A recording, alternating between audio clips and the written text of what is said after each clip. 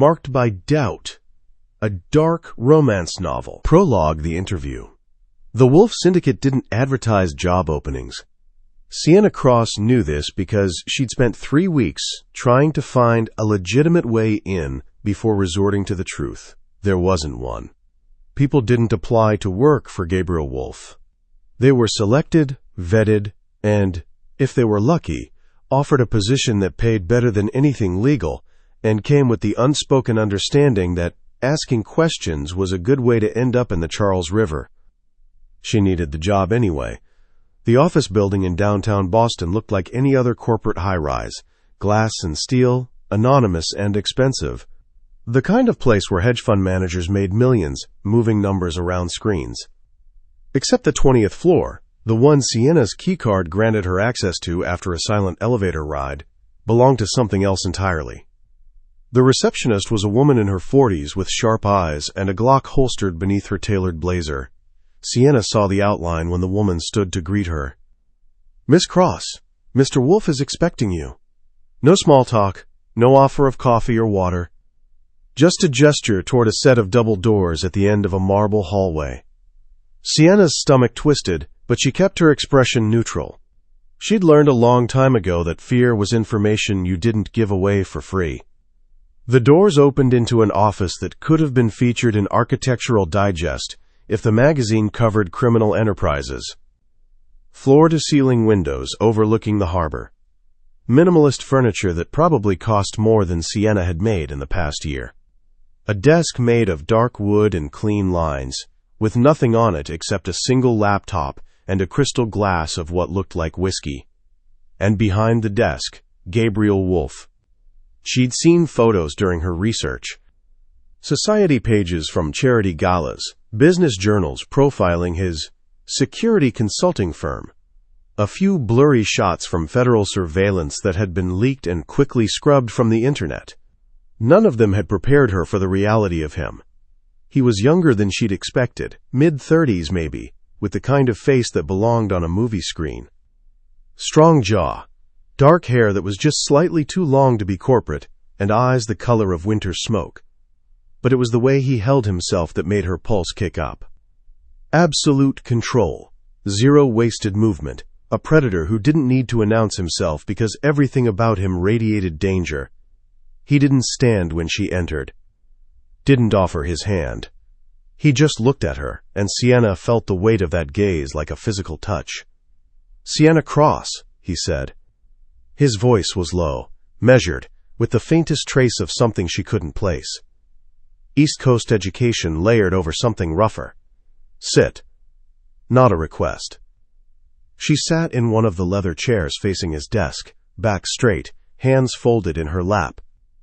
Tried not to think about how many people had sat in this exact chair and left in a body bag. Gabriel opened the laptop, typed something, then angled the screen toward her. "Your resume is impressive," he said. "Self-taught programmer, data analyst, worked for 3 different tech firms in 5 years, each time leaving just before the company collapsed or was investigated for fraud." He looked up. "Coincidence?" "Pattern recognition," Sienna replied evenly. "I'm good at seeing problems before they become disasters. Or creating them. I didn't create anything. I just knew when to get out." His eyes narrowed slightly. Not anger, assessment, like he was running calculations she couldn't see. "Why do you want to work for me?" he asked.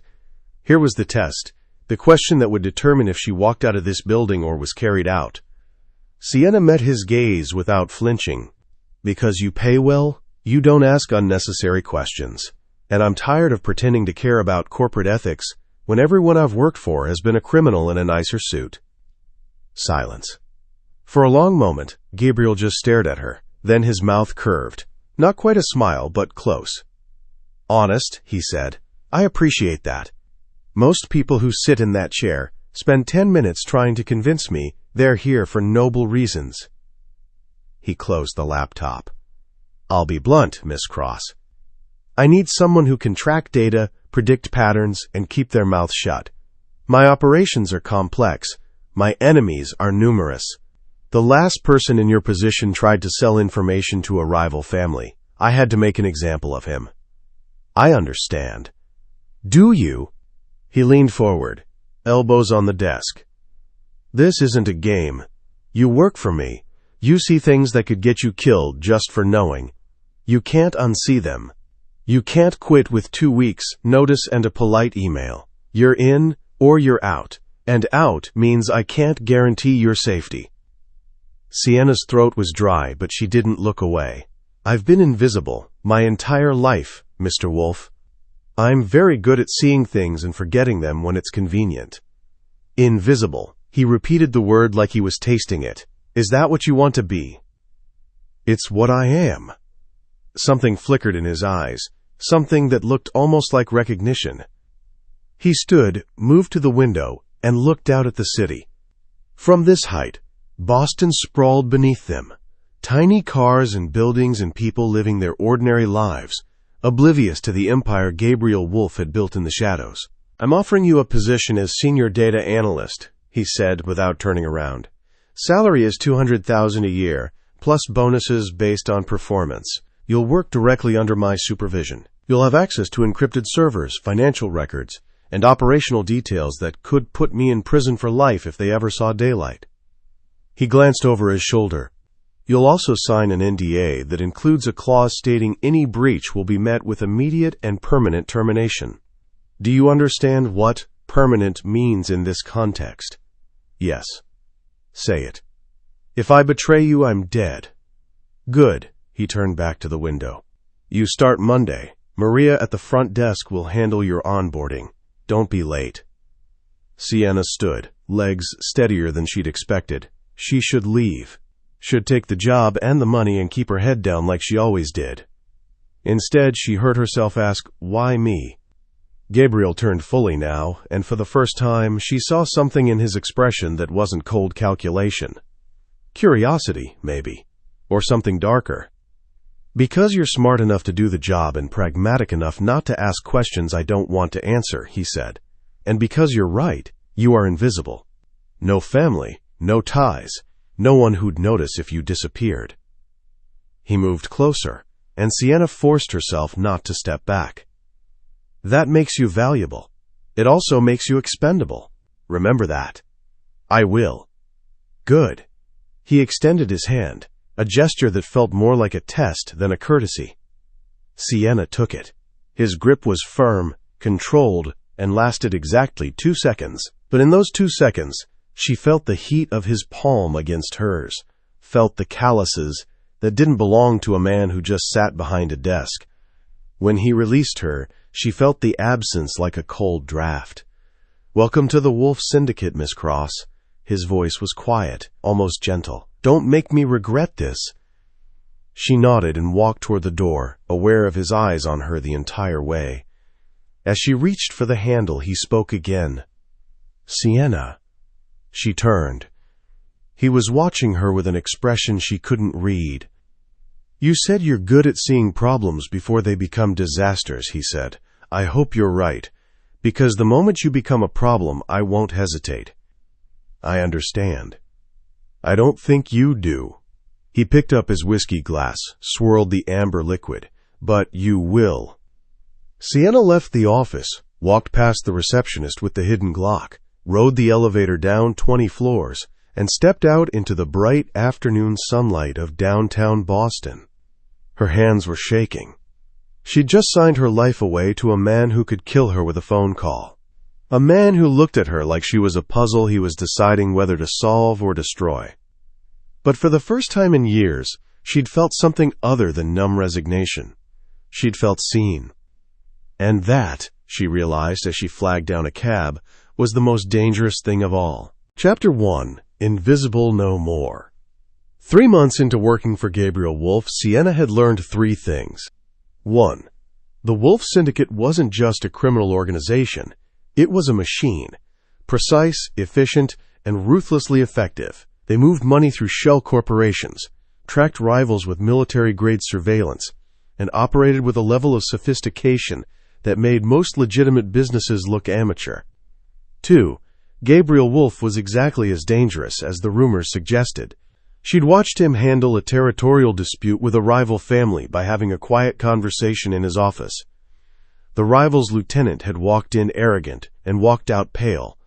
2 days later, the dispute was resolved in Gabriel's favor. No shots fired, no bodies. Just the implicit understanding that crossing Gabriel Wolf came with consequences no one wanted to face. 3. She was better at this job than she'd expected to be. Sienna sat in her office on the 20th floor, smaller than Gabriel's but still nicer than anywhere she'd ever worked, and stared at the 3 monitors displaying real-time data feeds. Financial transactions, shipping manifests, communications intercepts. Her job was to find patterns, predict threats, and keep the syndicate one step ahead of everyone else.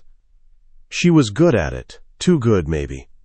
Her phone buzzed. A text from Maria. "Mr. Wolf wants to see you. Now." Sienna's stomach tightened. In 3 months, she'd been summoned to Gabriel's office exactly 4 times. Twice for performance reviews that had consisted of him telling her she was doing acceptable work. Once to ask her opinion on a logistics problem. He'd actually listened to her answer and implemented her suggestion. And once to inform her that her salary was being increased by $50,000, effective immediately, because her work had prevented a major loss. Each meeting had lasted less than 10 minutes. Each time, she'd left feeling like she'd been X-rayed.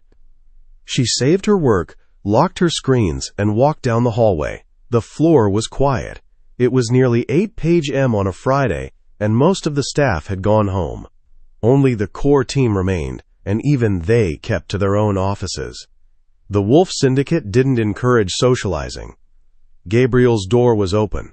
He stood by the window, phone pressed to his ear, speaking in rapid Italian. His jacket was off, tie loosened, sleeves rolled up to reveal forearms, corded with muscle, and marked with scars she'd never asked about. He glanced at her, gestured for her to enter, and continued his conversation.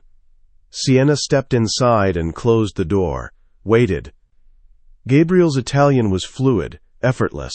She caught maybe 1 word in 10, familia, territorio, problema, but his tone told her everything. He was negotiating. Or threatening, possibly both. He ended the call, set the phone down, and turned to face her. "Thank you for staying late," he said. "You pay me well enough that late is relative." His mouth curved slightly.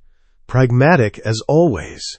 He moved to his desk, pulled up something on his laptop, then gestured for her to look. "Tell me what you see." Sienna rounded the desk, close enough to smell his cologne, something expensive and understated, and studied the screen. Financial transactions. Thousands of them, flowing through a network of accounts she recognized as belonging to the Klein family, the syndicate's biggest rival. "They're consolidating," she said, "moving assets into harder-to-trace accounts, preparing for something." What kind of something? She scrolled through the data, her mind already assembling patterns. Either they're about to make a major purchase, weapons, territory, bribes, or they're expecting to take a hit and they're protecting their capital. Which do you think it is? Sienna looked at him. His eyes were focused, intent. This wasn't a test. He actually wanted her opinion. "They're preparing for a hit," she said. "Look at the timing. They started moving assets 3 days ago, right after your meeting with the Romano family. The Romanos have been neutral, but if you secured an alliance with them, the Kleins know they're vulnerable." Gabriel's expression didn't change, but something shifted in his posture. Satisfaction, maybe. "The Romano meeting was private," he said quietly. "How did the Kleins know about it?" Sienna's blood went cold. "You have a leak," she said. "Yes." He closed the laptop. "And I need you to find it." This was different from tracking financial patterns or predicting rival movements. This was internal, personal, dangerous. "You think someone in the syndicate is feeding information to the Kleins," she said. "I know someone is." Gabriel moved closer, and Sienna fought the urge to step back. 3 operations in the past month have been compromised. Small things at first. Shipments delayed, contacts warned off. But the Romano meeting was supposed to be completely confidential. Only 5 people knew about it. You, me, and who else? Marcus, my second in command, Vincent, who handles our logistics, and Ethan, my head of security. Gabriel's jaw tightened. One of them is selling me out. Or someone has access to communications those 3 people were involved in. Which is why I need you to dig deeper than surface-level intercepts. He handed her a flash drive. This contains access to our internal servers. Everything. Financial records, communications, operational details. I'm giving you clearance above everyone except me. Sienna took the drive, feeling its weight like lead. If the mole figures out I'm looking... They won't. You're invisible, remember? But there was something in his voice that wasn't quite conviction. Be careful, Sienna. Whoever this is has already proven they're willing to betray the family. They won't hesitate to eliminate a threat. Understood. She turned to leave, but his voice stopped her. Sienna! She looked back. Gabriel stood silhouetted against the city lights, powerful and alone.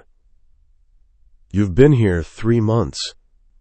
In that time, you've proven yourself more reliable than people I've known for years. I don't give trust easily, but I'm giving it to you now.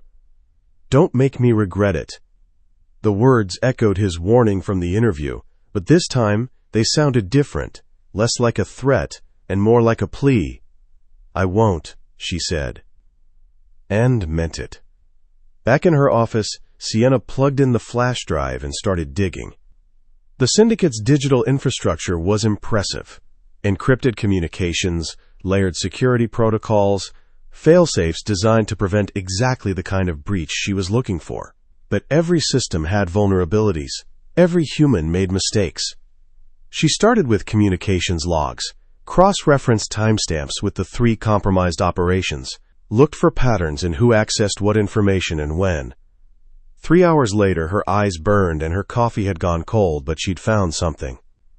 All 3 leaks corresponded with data accessed from a single terminal. Not Marcus's, not Vincent's, not Ethan's. Hers. Sienna stared at the screen, ice flooding her veins. Someone had used her credentials to access confidential information. Someone had made it look like she was the mole. Her first instinct was to run. Get out of the building. Out of the city, disappear like she'd done 6 times before when things got complicated. But Gabriel had trusted her, had given her access no one else had looked at her like she mattered. She couldn't run, not this time. Sienna grabbed her phone and called the only number she had memorized. Gabriel answered on the first ring. Did you find something? Yes. Her voice was steadier than she felt. But you're not going to like it. Silence. Then, come to my office. Now. When she walked in, Gabriel wasn't alone. Marcus stood near the window, 42, built like a boxer, with the kind of face that had seen violence and caused more. He'd been with Gabriel for 15 years, since before Gabriel took over the syndicate. He was loyal, competent, and looked at Sienna like she was something he'd scraped off his shoe. Miss Cross, Marcus said. His voice was flat, professional. Gabriel tells me you found our mole. I found the source of the leaks, Sienna corrected. She looked at Gabriel, whose expression was unreadable. Someone's been using my login credentials to access confidential information. All 3 compromised operations trace back to my terminal. Marcus's expression didn't change, but something cold flickered in his eyes. Is that so? I didn't access those files, Sienna said. Someone cloned my credentials or hacked my system. I don't know how yet, but... Convenient, Marcus interrupted. The new hire gets caught with her hand in the cookie jar and immediately claims she's been framed. I'm not lying. Everyone lies when they're cornered. Marcus turned to Gabriel. This is exactly what I warned you about. You brought in someone from outside, someone with no loyalty, no history. And now we're compromised. Gabriel's gaze hadn't left Sienna's face. Sienna, did you sell information to the Kleins? The question was quiet, almost gentle, but she heard the steel underneath. No, she said. I swear to you I didn't. She swears, Marcus said mockingly. Well, that settles it. Let's all go home. Marcus, Gabriel's voice cut like a blade. Give us a moment. Gabriel, you can't seriously be considering. Now. Marcus's jaw clenched, but he nodded and left the office. The door closed with a quiet click that sounded like a gunshot. Sienna and Gabriel stood alone in the silence. Tell me the truth, Gabriel said. If you're in trouble, if someone threatened you, if the Kleins got to you somehow, tell me now, and we can fix this. There's nothing to fix. I'm not the mole. Then how do you explain your credentials being used? I can't. Not yet. But give me time, and I'll find out who's behind this. She stepped closer, desperation creeping into her voice. I know how this looks. I know I'm the obvious suspect. But I'm asking you to trust me. Gabriel was quiet for a long moment. Then he moved to his desk, pulled out a bottle of whiskey and 2 glasses, poured them both a drink. My father was killed by his most trusted lieutenant, he said, handing her a glass. The man had been with him for 20 years, saved his life more than once. And then one day he put a bullet in my father's head and tried to take over the organization. Gabriel took a slow sip. I was 24. I had to kill 7 men to secure my position. The first one was the man who murdered my father. The last one was my father's accountant, who'd been helping plan the coup. Sienna's throat was tight. Why are you telling me this? Because that day, I learned that trust is the most expensive currency in this world, and the people who ask for it the loudest are usually the ones least deserving of it.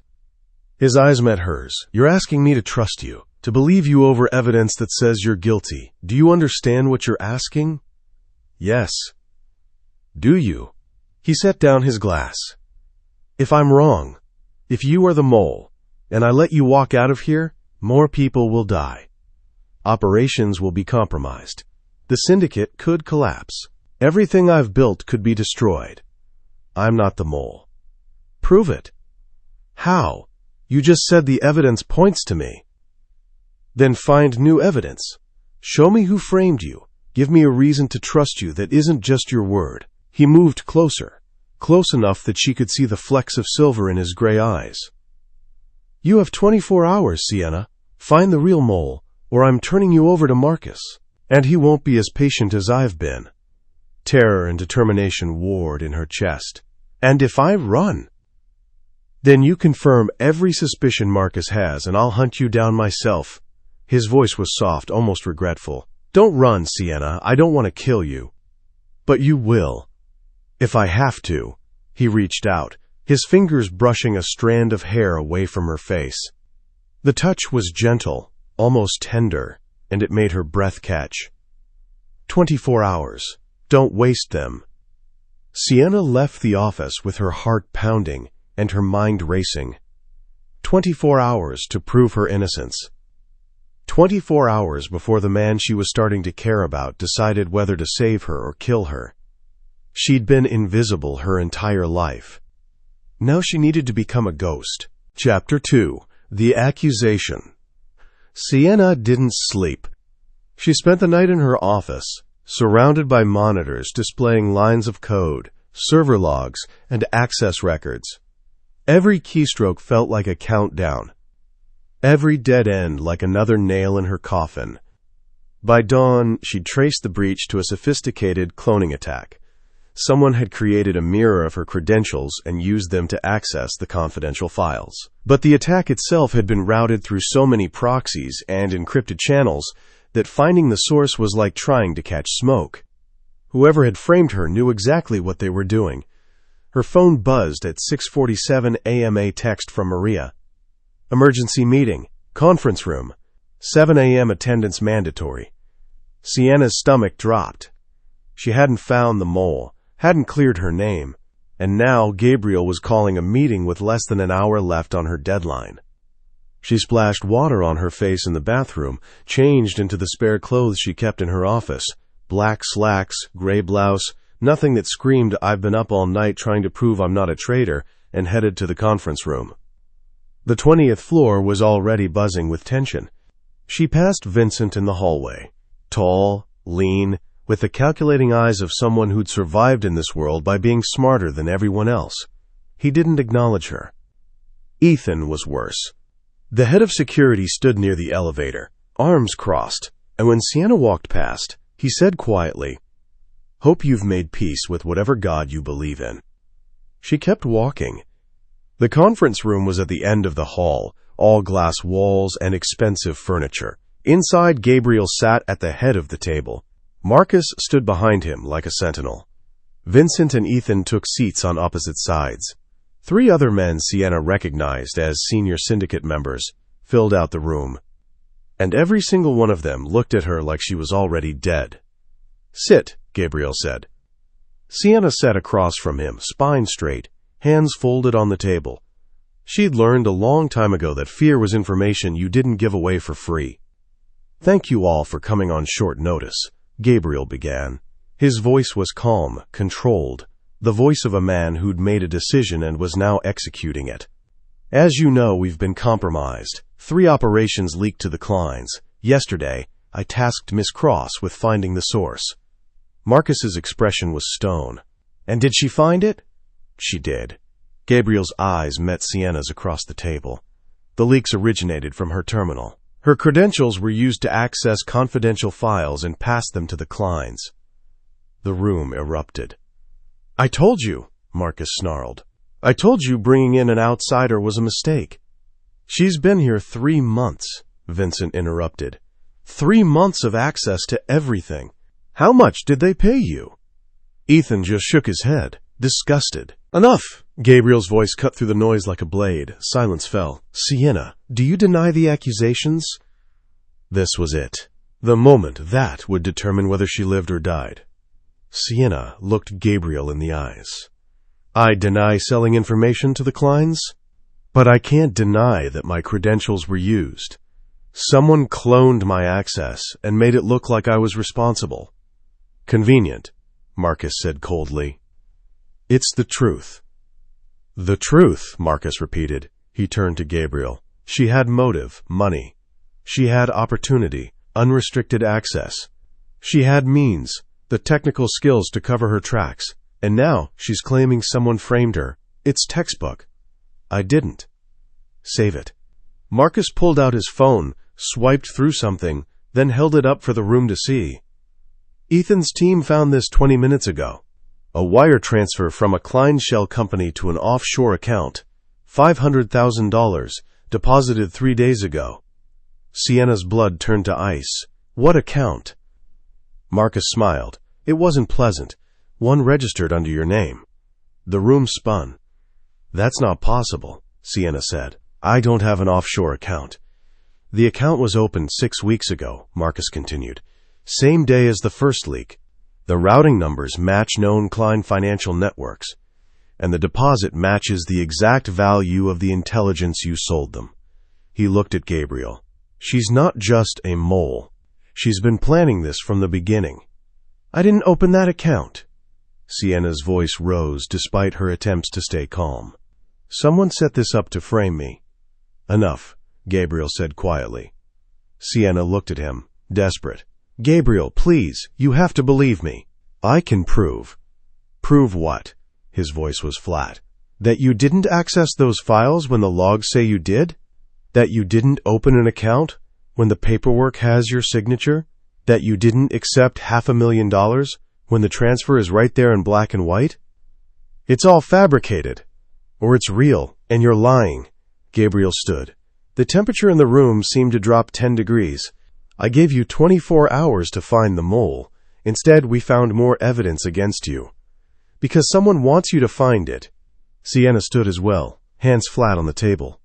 "Think about it, Gabriel. If I were really working for the Kleins, would I be this sloppy? Would I leave a trail this obvious?" "You tell me," Gabriel said. "You're the data analyst. You're the one who's supposed to see patterns no one else sees." "Exactly. Which is why this is wrong. Someone who knows how I think, how I work, set this up. They knew you'd task me with finding the leak. They knew I'd find my own credentials and panic. They're counting on you reacting emotionally instead of logically." Marcus scoffed. "The only one reacting emotionally is you." "Marcus, shut up." Gabriel's eyes never left Sienna's face. "Who? If someone framed you, who has the technical skill and access to pull this off?" Anyone in this room, Sienna said. Anyone with administrative access to the servers could have cloned my credentials. The offshore account could have been opened with forged documents. It's not hard if you know what you're doing. So your defense is that everyone's a suspect except you. My defense is that I'm innocent. Her voice cracked slightly. I'm asking you to give me more time. Let me dig deeper. Let me prove. No, Gabriel's voice was final. I've given you time. I've given you trust. And all I have to show for it is more evidence that you're working against me. Sienna felt tears burning behind her eyes, but she refused to let them fall. So that's it? You're just going to execute me based on circumstantial evidence? Circumstantial? Vincent laughed bitterly. There's a money trail with your name on it, which anyone could have created, or which you created and are now desperate to explain away. Gabriel moved around the table, and Sienna's instincts screamed at her to run. But there was nowhere to go. The room was full of armed men loyal to him. I want to believe you, Sienna. God knows I've tried, but the evidence doesn't lie. People lie. Evidence can be manipulated. She was pleading now, and she hated herself for it. Gabriel, please, you said you'd know if someone was lying to you. Look at me and tell me I'm lying. He did look at her. For a long moment, their eyes locked, and Sienna saw something flicker in those gray depths. Doubt, conflict, maybe even regret. Then it was gone. Marcus, Gabriel said quietly, take her to the holding room. I need to think. Gabriel, no. Marcus moved fast. Before Sienna could react, he'd grabbed her arm, twisted it behind her back. Pain shot through her shoulder. She gasped, but didn't cry out. Don't make this harder than it has to be, Marcus said in her ear. Let me go. You had your chance. He started walking her toward the door. The other men parted to let them through. You should have run when you could. Sienna looked back at Gabriel. He stood at the head of the table, hands braced against the wood, head bowed. He looked like a man carrying the weight of the world. Gabriel, she said, one last time. One last plea. I didn't betray you. He didn't look up. Marcus pulled her out of the conference room and down the hall. The holding room was at the far end of the floor, a windowless space with concrete walls and a single metal chair bolted to the floor. It was where they brought people before they decided what to do with them. Most people who entered the holding room didn't leave alive. Marcus shoved her inside. She stumbled, caught herself against the wall. For what it's worth, Marcus said, I actually liked you. You were good at your job. But loyalty matters more than competence in this world. You should have remembered that. The door slammed shut. A lock clicked. Sienna was alone in the dark. She sank to the floor, back against the cold concrete, and finally let herself shake. Not from fear, though she was terrified, from rage. Someone had done this to her. Someone had systematically destroyed her credibility, framed her for treason, and was now watching her take the fall. And Gabriel, the man she'd started to trust, the man whose approval had started to matter more than it should, had believed the evidence over her. She should have known better, should have remembered that in his world, trust was a luxury no one could afford. The door opened 30 minutes later. Sienna looked up, expecting Marcus, or Ethan, coming to finish the job. Instead, Gabriel walked in alone. He closed the door behind him and stood there, silent, studying her. Are you here to kill me yourself? Sienna asked. Her voice was hoarse. I'm here to ask you one more time. Gabriel crouched in front of her, eye level. Did you betray me? No. Prove it. I can't. Not from inside this room. Then give me something. Anything. A reason to doubt the evidence. A lead to follow. Something that doesn't require me to take you on faith alone. Sienna laughed bitterly. You've never taken anyone on faith in your life. Why would you start with me? Because I want to, he said quietly. The admission hung in the air between them. The offshore account, Sienna said. The signature on the paperwork. Is it a digital signature or handwritten? Digital.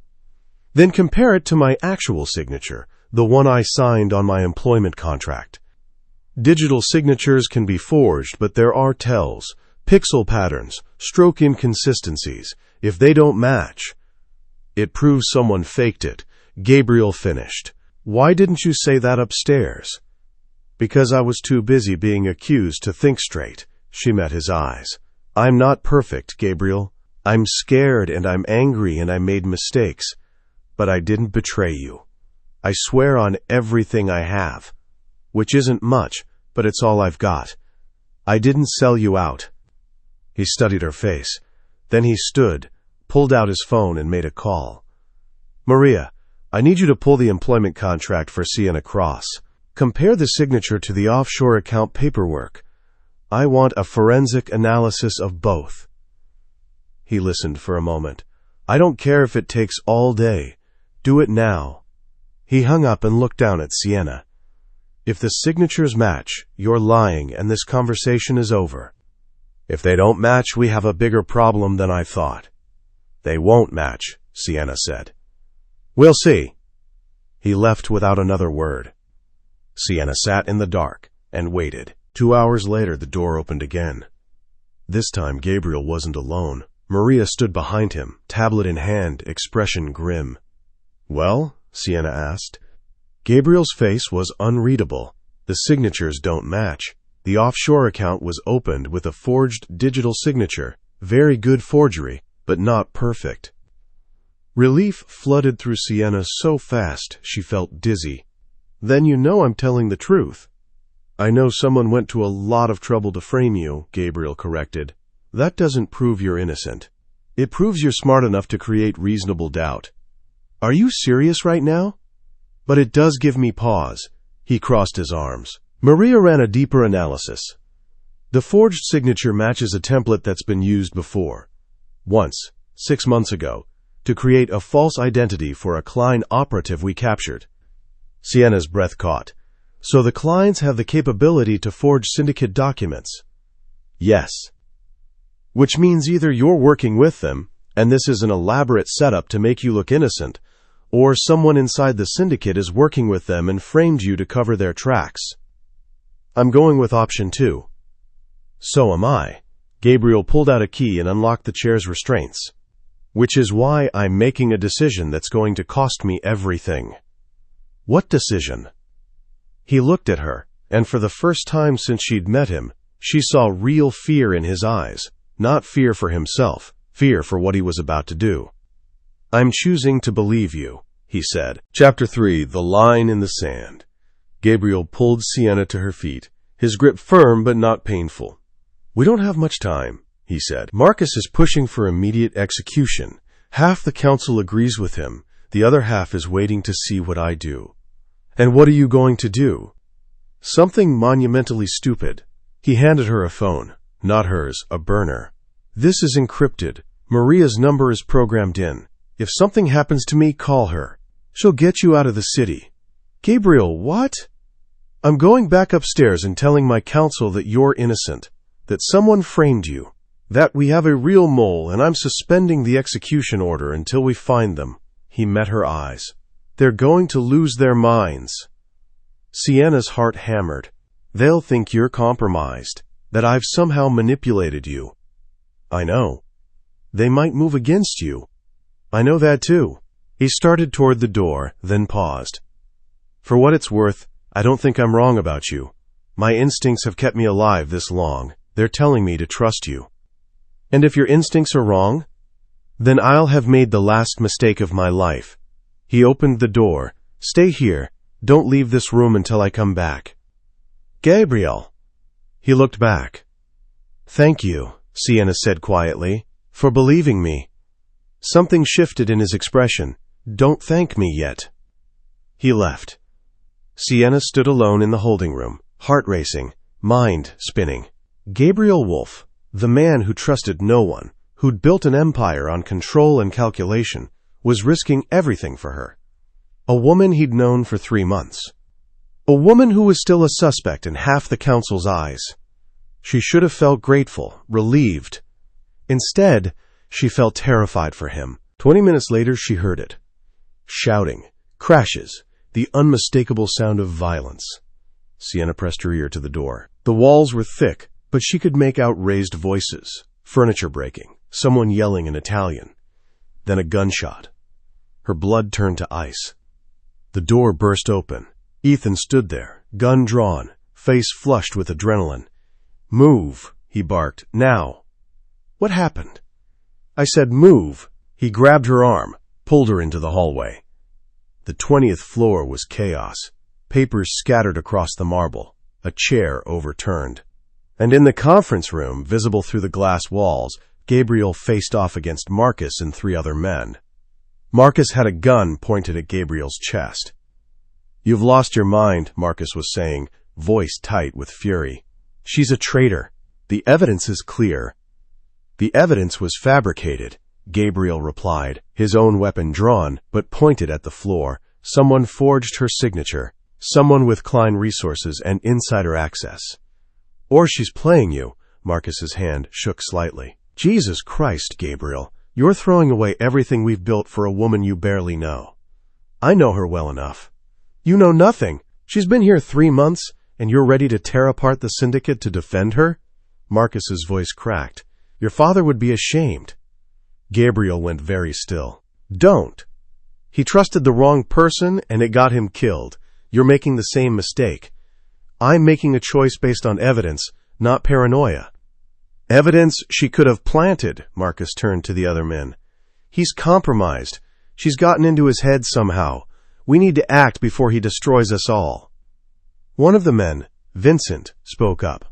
"Marcus is right. This isn't like you, Gabriel. You've never put a woman before the family." "I'm not putting her before the family. I'm protecting the family by finding the real mole." "She is the mole." "Then prove it." Gabriel's voice cracked like a whip. "Show me real evidence, not forged signatures, not convenient money trails. Show me something that can't be faked." Silence. Marcus's gun didn't waver. "You're asking us to trust your gut over concrete proof. That's not how this works." "It's exactly how this works. I'm the head of this family. You follow my lead or you walk away." "And if we don't want to do either?" The question hung in the air, heavy with implication. Gabriel's expression went cold. "Then we have a bigger problem than a mole." Ethan, still gripping Sienna's arm, pulled her back from the window. "This is bad," he muttered. "Marcus has been waiting for an excuse to challenge Gabriel for years. You just handed it to him." "I didn't do anything." "You exist. That's enough." He looked at her and she saw something unexpected in his face. Not hatred, calculation. "If you're really innocent, now's the time to prove it. Because if Gabriel goes down trying to protect you, we all go down." "I'm trying. Try harder." He shoved the burner phone into her hand. "Maria pulled the server logs. There's a pattern in the data access. Someone's been covering their tracks, but they got sloppy twice. The pattern points to an internal terminal." "Whose?" "That's what you need to find out. Fast." He released her arm. "I'm going in there to back Gabriel. You have maybe 10 minutes before this turns into a bloodbath. Don't waste them." He headed toward the conference room. Sienna stood frozen for half a second, then ran for her office. Her monitors were still on, data still streaming. She pulled up the logs Ethan mentioned, her fingers flying across the keyboard. There, 2 access anomalies. Both times, someone had logged into the system using administrator credentials to mask their activity. But they'd made a mistake. They'd accessed files they shouldn't have needed, leaving a signature that didn't match their usual pattern. The first anomaly was 3 weeks ago. The second was yesterday. Both traced back to the same terminal. Sienna's hands shook as she cross-referenced the terminal ID with the syndicate's internal registry. The name that appeared made her stomach drop. Marcus. It was Marcus, Gabriel's second-in-command, his oldest friend, the man who'd been with him since before he took over the syndicate. The man who currently had a gun pointed at Gabriel's chest. Sienna grabbed her phone, pulled up the evidence, and ran. She burst into the conference room just as Marcus pulled the trigger. The gunshot was deafening in the enclosed space, but Gabriel was already moving. He'd anticipated it, dove left, and Marcus's bullet shattered the window behind him instead of his skull. Chaos erupted. Vincent drew his weapon. Ethan tackled him from behind. The other two council members scattered, shouting, and Marcus swung his gun toward Gabriel again. "Stop!" Sienna's voice cut through the noise. "I have proof!" Everyone froze. Marcus's eyes landed on her, and in that moment, she saw the truth written across his face. Not surprise, not confusion. Recognition. Fear. Guilt. "Proof of what?" he demanded. "That you're the mole." Sienna held up her phone, hands shaking but voice steady. "You accessed confidential files using administrator credentials to cover your tracks. You were sloppy twice.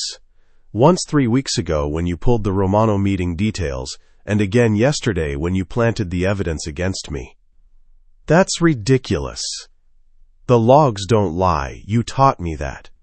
She stepped closer, and she saw Gabriel in her peripheral vision, gun still drawn, watching with an expression that looked like he was witnessing his entire world collapse. "You've been feeding information to the Kleins for months. You set up the offshore account in my name. You forged my signature. You've been planning this since the day I was hired." "She's lying," Marcus said, but his voice had lost its conviction. "Am I?" Sienna turned to Gabriel. "Check the terminal logs. Check the access patterns. It's all there." Gabriel looked at Marcus. "Is it?" Marcus's jaw clenched. For a long moment he said nothing. Then he laughed, bitter, exhausted. 15 years, he said quietly. 15 years I've stood beside you, Gabriel. 15 years of bleeding for this family. And you were going to throw it all away for her." "You betrayed us," Gabriel said, and his voice was hollow. "Why?" "Because you're weak." Marcus's gun was still pointed at Gabriel, but his hand had dropped slightly. "Your father knew what this business required. Ruthlessness, brutality, the willingness to sacrifice anything for power. But you've gone soft. The Romano Alliance, the charitable foundations, and now this, defending a woman over your own family." "She is family. I brought her into the syndicate." "You brought in a liability. And when that liability became a problem, you couldn't do what needed to be done." Marcus shook his head. "The Kleins offered me a way out, a chance to build something stronger, something that doesn't rely on misplaced sentiment. You sold us out for money. I sold you out to save the organization from your weakness." Marcus raised his gun again. "But you've made this harder than it needed to be." "Marcus, don't." The gunshot caught everyone off guard. But it wasn't Marcus who fired. It was Ethan. Marcus stumbled, dropped his weapon, looked down at the blood spreading across his chest with an expression of genuine surprise. "You," he managed. "I follow Gabriel," Ethan said flatly, "not traitors." Marcus collapsed. Gabriel was there in an instant, catching him, lowering him to the floor. "Get medical," Gabriel started. "No," Marcus coughed, blood on his lips. "I'm done." "You're not. We can." "Gabriel." Marcus grabbed his arm, grip weak. "I'm sorry. I truly believed I was doing the right thing." "You betrayed 15 years of loyalty for a belief?" "I betrayed you because I loved this family more than I loved you." Marcus's eyes were fading. "That's the difference between us. You love people. I love the organization. And people always let you down." His hand went slack. Gabriel stayed there, holding his oldest friend's body, and Sienna saw something she'd never seen before. Gabriel Wolfe, crying. An hour later, the conference room had been cleaned. Marcus's body removed. The broken glass swept up. The council reconvened with 2 fewer members and a lot more questions. Sienna sat in a chair against the wall, watching Gabriel address what remained of his inner circle. "Marcus was the mole," Gabriel said, his voice flat. "The evidence is conclusive. He'd been working with the Kleins for months, feeding them information, compromising our operations. He attempted to frame Sienna Cross to cover his tracks. When that failed, he attempted a coup. And now he's dead," Vincent said quietly. "Yes." "What happens to Miss Cross?" one of the other council members asked. Gabriel looked at her. "She stays. She's proven her loyalty and her value. Anyone who has a problem with that can leave now." Silence. "Good." Gabriel stood. Ethan, I want full security sweeps. Find out who else might have been working with Marcus. Vincent, contact the Kleins. Let them know their inside man is dead, and if they retaliate, we'll bury them. Meeting adjourned. The room emptied quickly. Sienna stood, legs unsteady, and walked to where Gabriel stood by the window. Are you okay? She asked. No, he didn't look at her. I just killed my best friend. Ethan killed him. On my orders, implicit or not. He turned to face her, and his eyes were red-rimmed, exhausted. I chose you over him, over 15 years of history, and I still don't know if I made the right choice. You did. Did I? He moved closer. Marcus was right about one thing. I've never put a woman before the family, not once in 15 years. But today, I was ready to tear apart everything my father built to protect you. Because I was innocent. Because I couldn't stand the thought of you dying. The admission came out raw. That's not strategy, Sienna. That's not rational decision-making. That's something I can't afford. What is it, then? He looked at her like she'd asked him to solve an impossible equation. Then he reached out, cupped her face in his hands, and kissed her. It wasn't gentle. It was desperate, consuming, like he was drowning, and she was air. Sienna kissed him back with everything she had, relief and terror, and something deeper she wasn't ready to name. When they broke apart, both breathing hard, Gabriel rested his forehead against hers.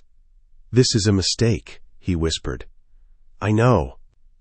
We can't do this. It's not professional. It's not safe. I know. But I can't stop. Then don't. She pulled him closer. For once in your life, Gabriel Wolf, don't be in control. Just feel something. He kissed her again, and this time, when he pulled her toward his private office, she didn't resist. They'd crossed the line. There was no going back now. Chapter 4. Proximity and Danger. Sienna woke to unfamiliar shadows and the warmth of another body beside her. For a moment disoriented, she didn't remember where she was. Then it came rushing back. Gabriel's office, his hands on her skin, the way he'd looked at her like she was the only thing in the world that mattered. They'd crossed every professional boundary, shattered every rule. And she didn't regret a single moment. Gabriel stirred beside her, his arm tightening around her waist. They'd fallen asleep on the leather couch in his office sometime after midnight. The city lights filtered through the floor-to-ceiling windows, painting everything in shades of amber and shadow. You're awake, he murmured against her shoulder. So are you. I don't sleep much. He shifted, propping himself up on one elbow to look at her. In the dim light, his face was softer than she'd ever seen it. Vulnerable. Are you okay? Yes. Are you? I don't know. He traced a finger along her collarbone, the touch absent-minded but intimate. I killed my best friend yesterday. Then I slept with a woman I've known for 3 months. I'm not sure okay applies. You didn't kill Marcus. He made his choice. I created the circumstances that forced that choice. Gabriel sat up, ran a hand through his hair. He was right about one thing. I'm changing. This business requires ruthlessness. My father would have shot you himself the moment the evidence pointed your way. No hesitation. No second guessing. But you're not your father. No, and I'm starting to wonder if that's a liability. He stood, started gathering his clothes. The moment of vulnerability was over, control sliding back into place like armor. We need to address what happened yesterday. The council is fractured. Half of them think I'm compromised. The other half is waiting to see if I've lost my edge. Sienna sat up, pulling the blanket around herself. What are you going to do? Prove I haven't. He buttoned his shirt with practiced efficiency. The Kleins are vulnerable right now. They lost their inside man and their leverage. I'm going to hit them hard before they can regroup. That's escalation. That's survival. In this world, you're either predator or prey. There's no middle ground. He turned to look at her. I need you to understand something, Sienna. What happened between us last night? It can't happen again. The words hit harder than they should have. Why not? Because Marcus was right about another thing. People make you weak. Caring about someone gives your enemies leverage. He moved closer, his expression conflicted. I can't afford to care about you, not if I want to keep you safe. That's not your decision to make.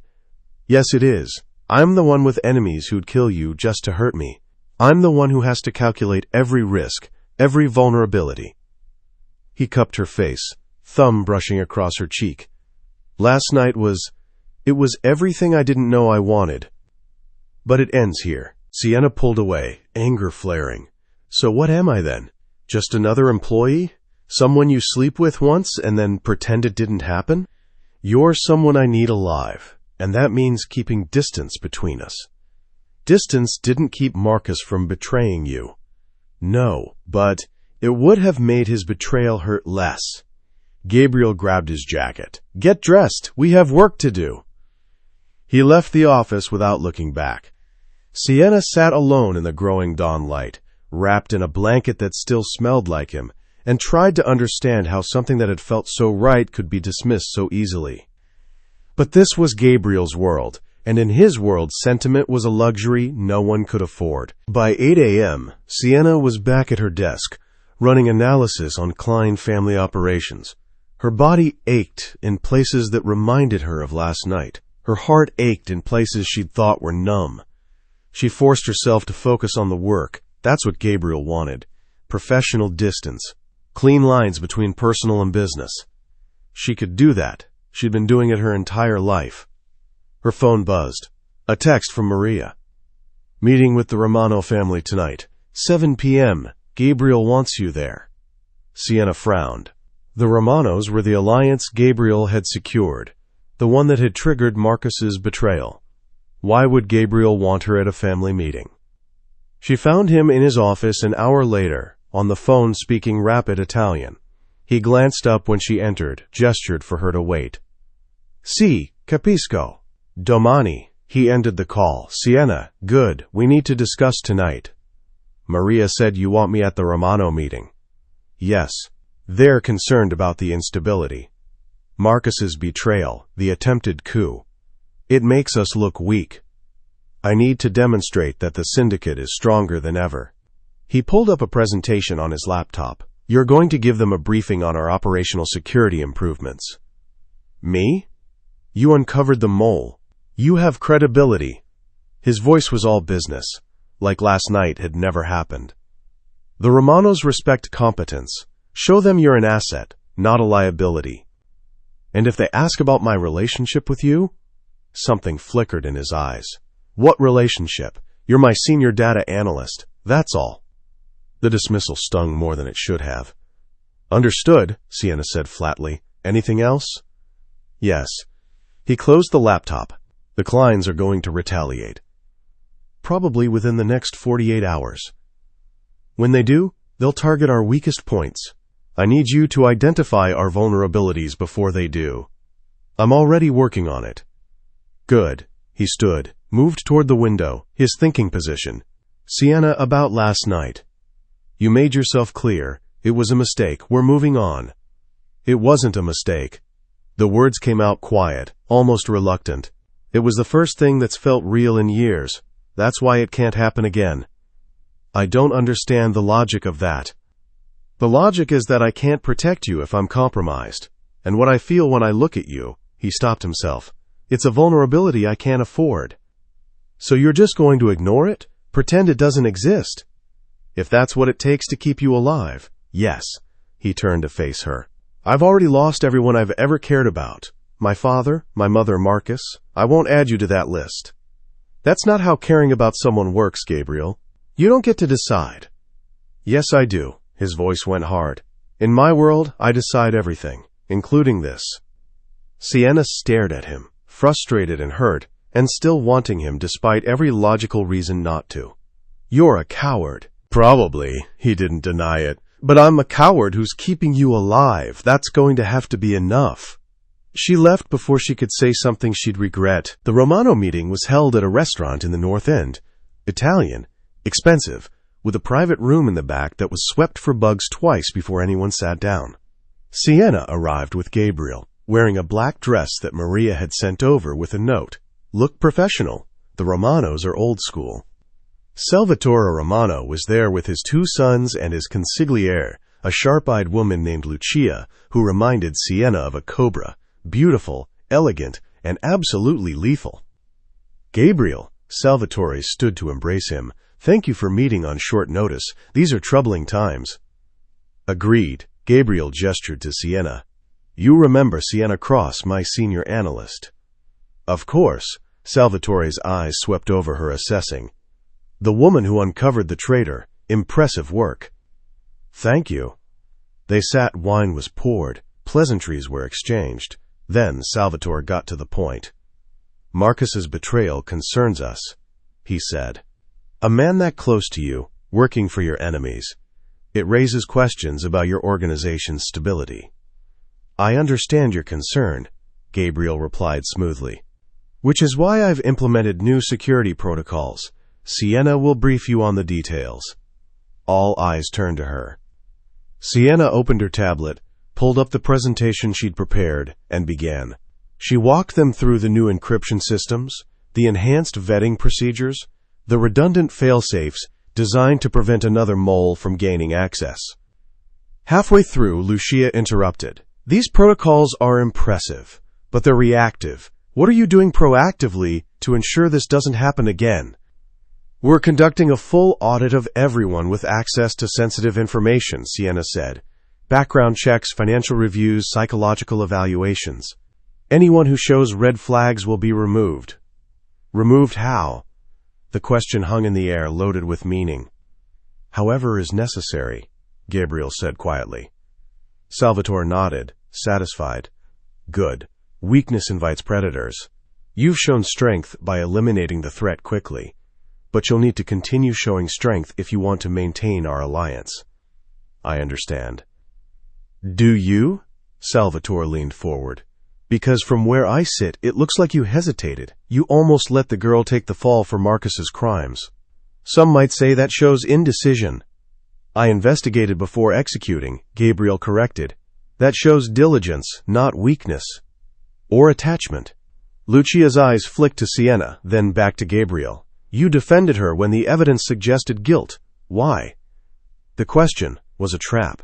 Sienna could see it in the woman's expression. Because the evidence was fabricated, Gabriel said, and I don't make decisions based on surface-level analysis. Still, most men in your position would have eliminated the threat first and investigated later. Salvatore sipped his wine.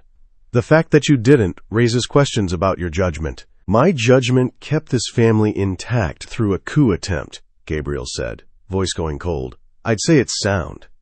Perhaps. Salvatore exchanged a glance with Lucia. Or perhaps you're developing a blind spot. Tell me, Gabriel, if the situation arose again, if Miss Cross were accused of betrayal, would you hesitate? No. The lie was smooth, practiced. But Sienna heard the hesitation underneath. So did Lucia. You're certain? She pressed. I'm certain that I protect this family above all else, Gabriel said, including personal attachments. Good. Salvatore stood. Then you won't mind proving it. Gabriel's expression didn't change. What do you mean?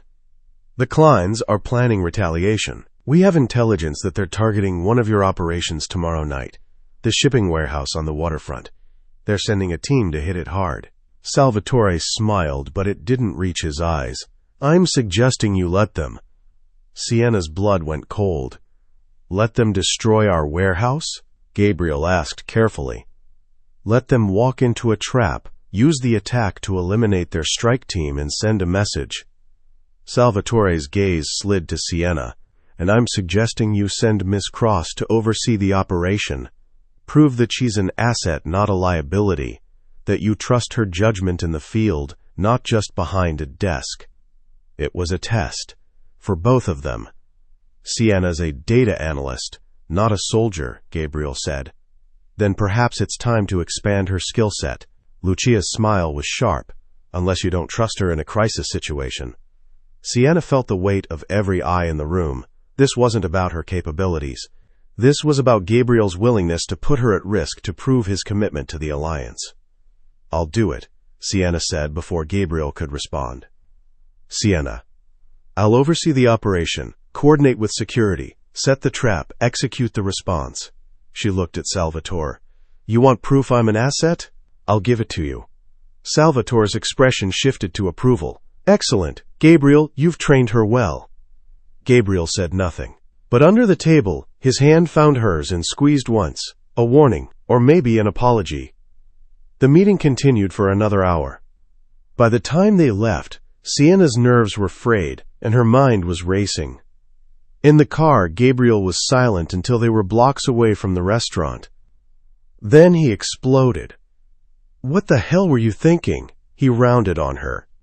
You just volunteered to walk into a combat situation with zero field experience. I was thinking that if I didn't, the Romanos would assume you're protecting me, that I'm a weakness they can exploit. You are a weakness I'm protecting. Then stop. Sienna's voice rose to match his. Stop protecting me like I'm fragile. Stop making decisions for me.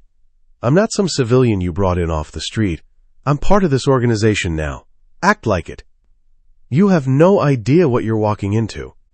So train me. You have 18 hours before the operation. Use them. Gabriel stared at her, jaw clenched, conflict warring in his expression. Finally, he pulled out his phone and made a call.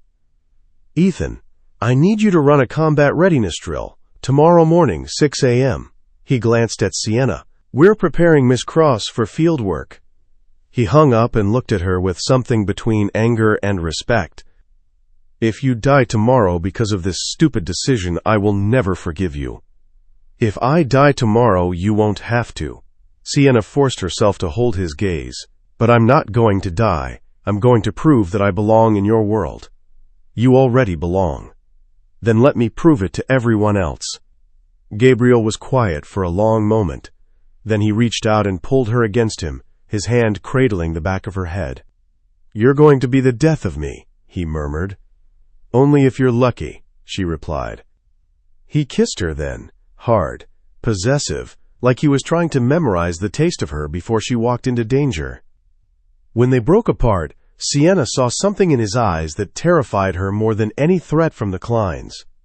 Gabriel Wolfe was falling for her. And in his world, that was the most dangerous thing of all. Chapter 5. Baptism by Fire. 6 a.m. came too early. Sienna stood in the Syndicate's training facility, a converted warehouse in South Boston that looked abandoned from the outside, but housed a full tactical operations center inside. Shooting ranges, hand-to-hand combat mats, surveillance equipment that would make the FBI jealous. Ethan was waiting for her, along with 2 other operatives she recognized from security briefings. All 3 men looked at her with varying degrees of skepticism. You've got 12 hours to learn what takes most people 6 months, Ethan said without preamble. We're going to focus on 3 things: tactical awareness, basic firearms proficiency, and how not to die when bullets start flying. Encouraging, Sienna muttered.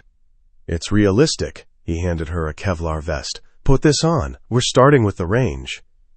The next 4 hours were brutal. Ethan drilled her on weapons handling, how to load, aim, fire, and reload under pressure.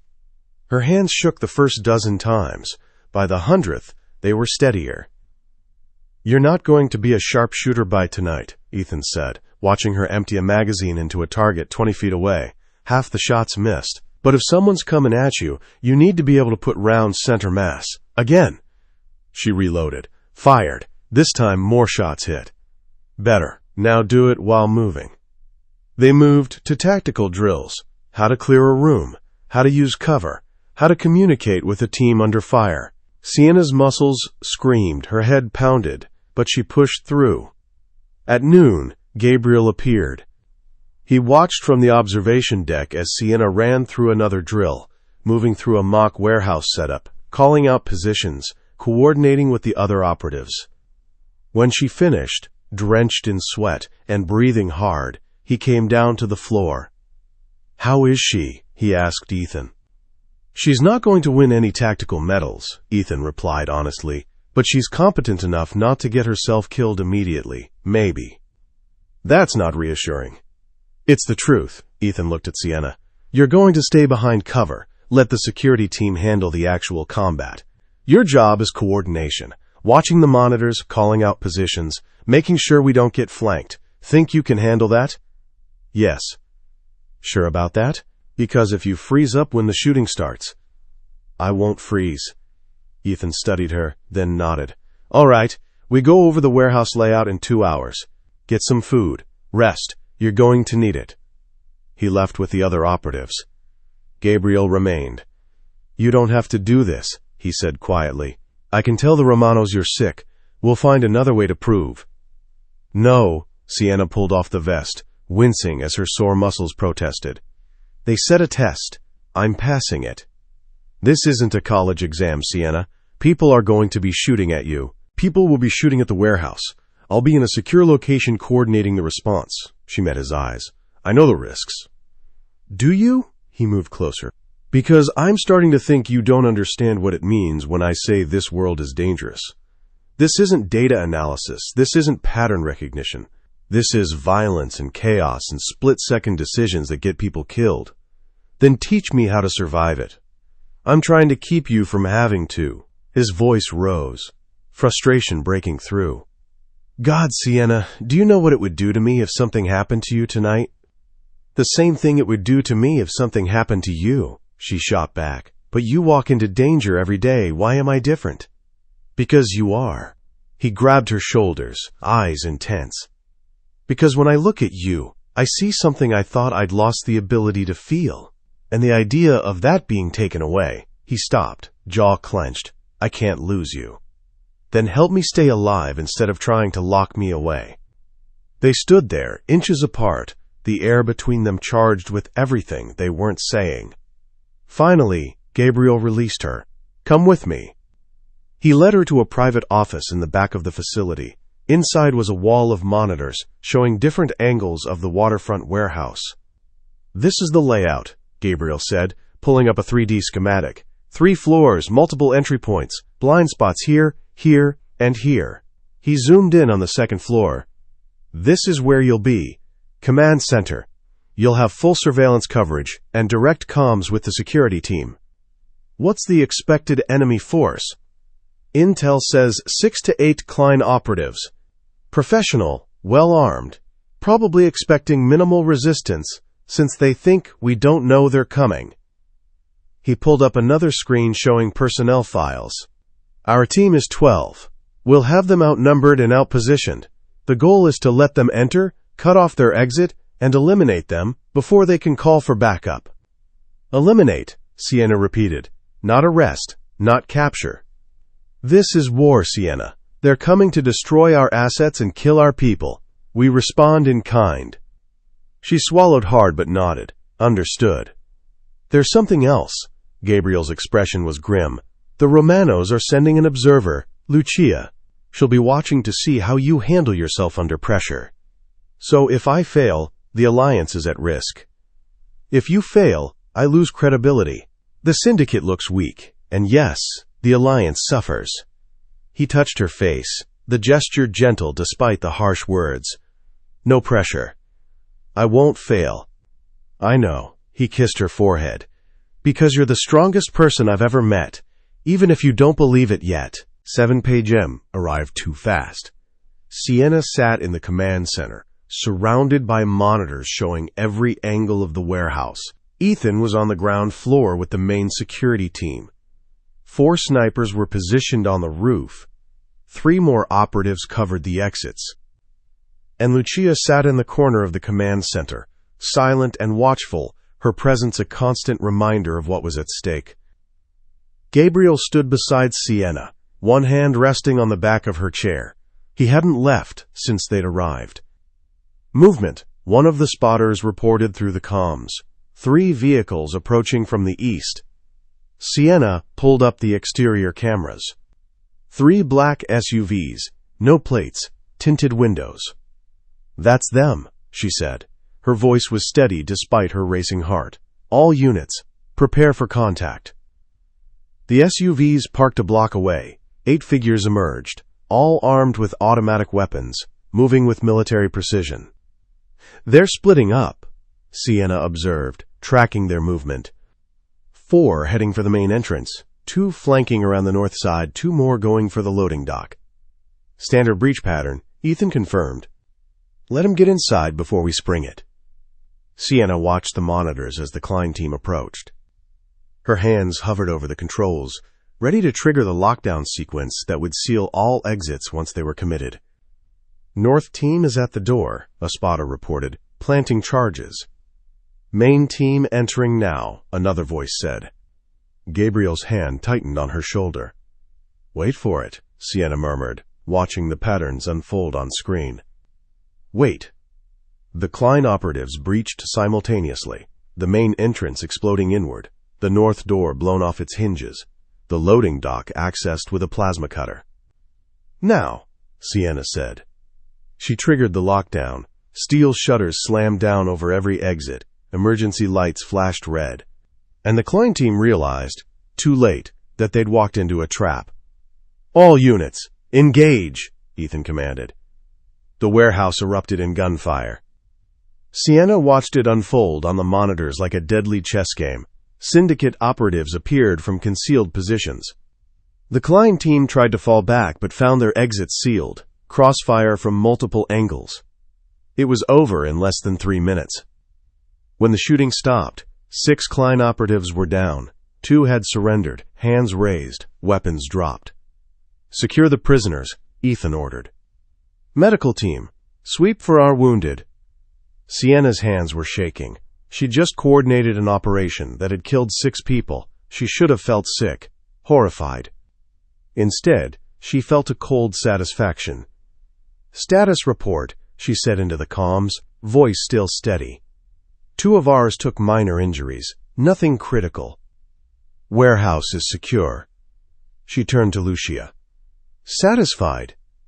The Romano consigliere stood, moved to examine the monitors. She studied the tactical display, the precision of the operation, the efficiency of the execution. Impressive, she said finally. You kept your head, made the right calls, didn't hesitate. She looked at Gabriel. She's an asset, a valuable one. Relief flooded through Sienna so powerfully she almost laughed. Thank you, she managed. Don't thank me, you earned it. Lucia headed for the door.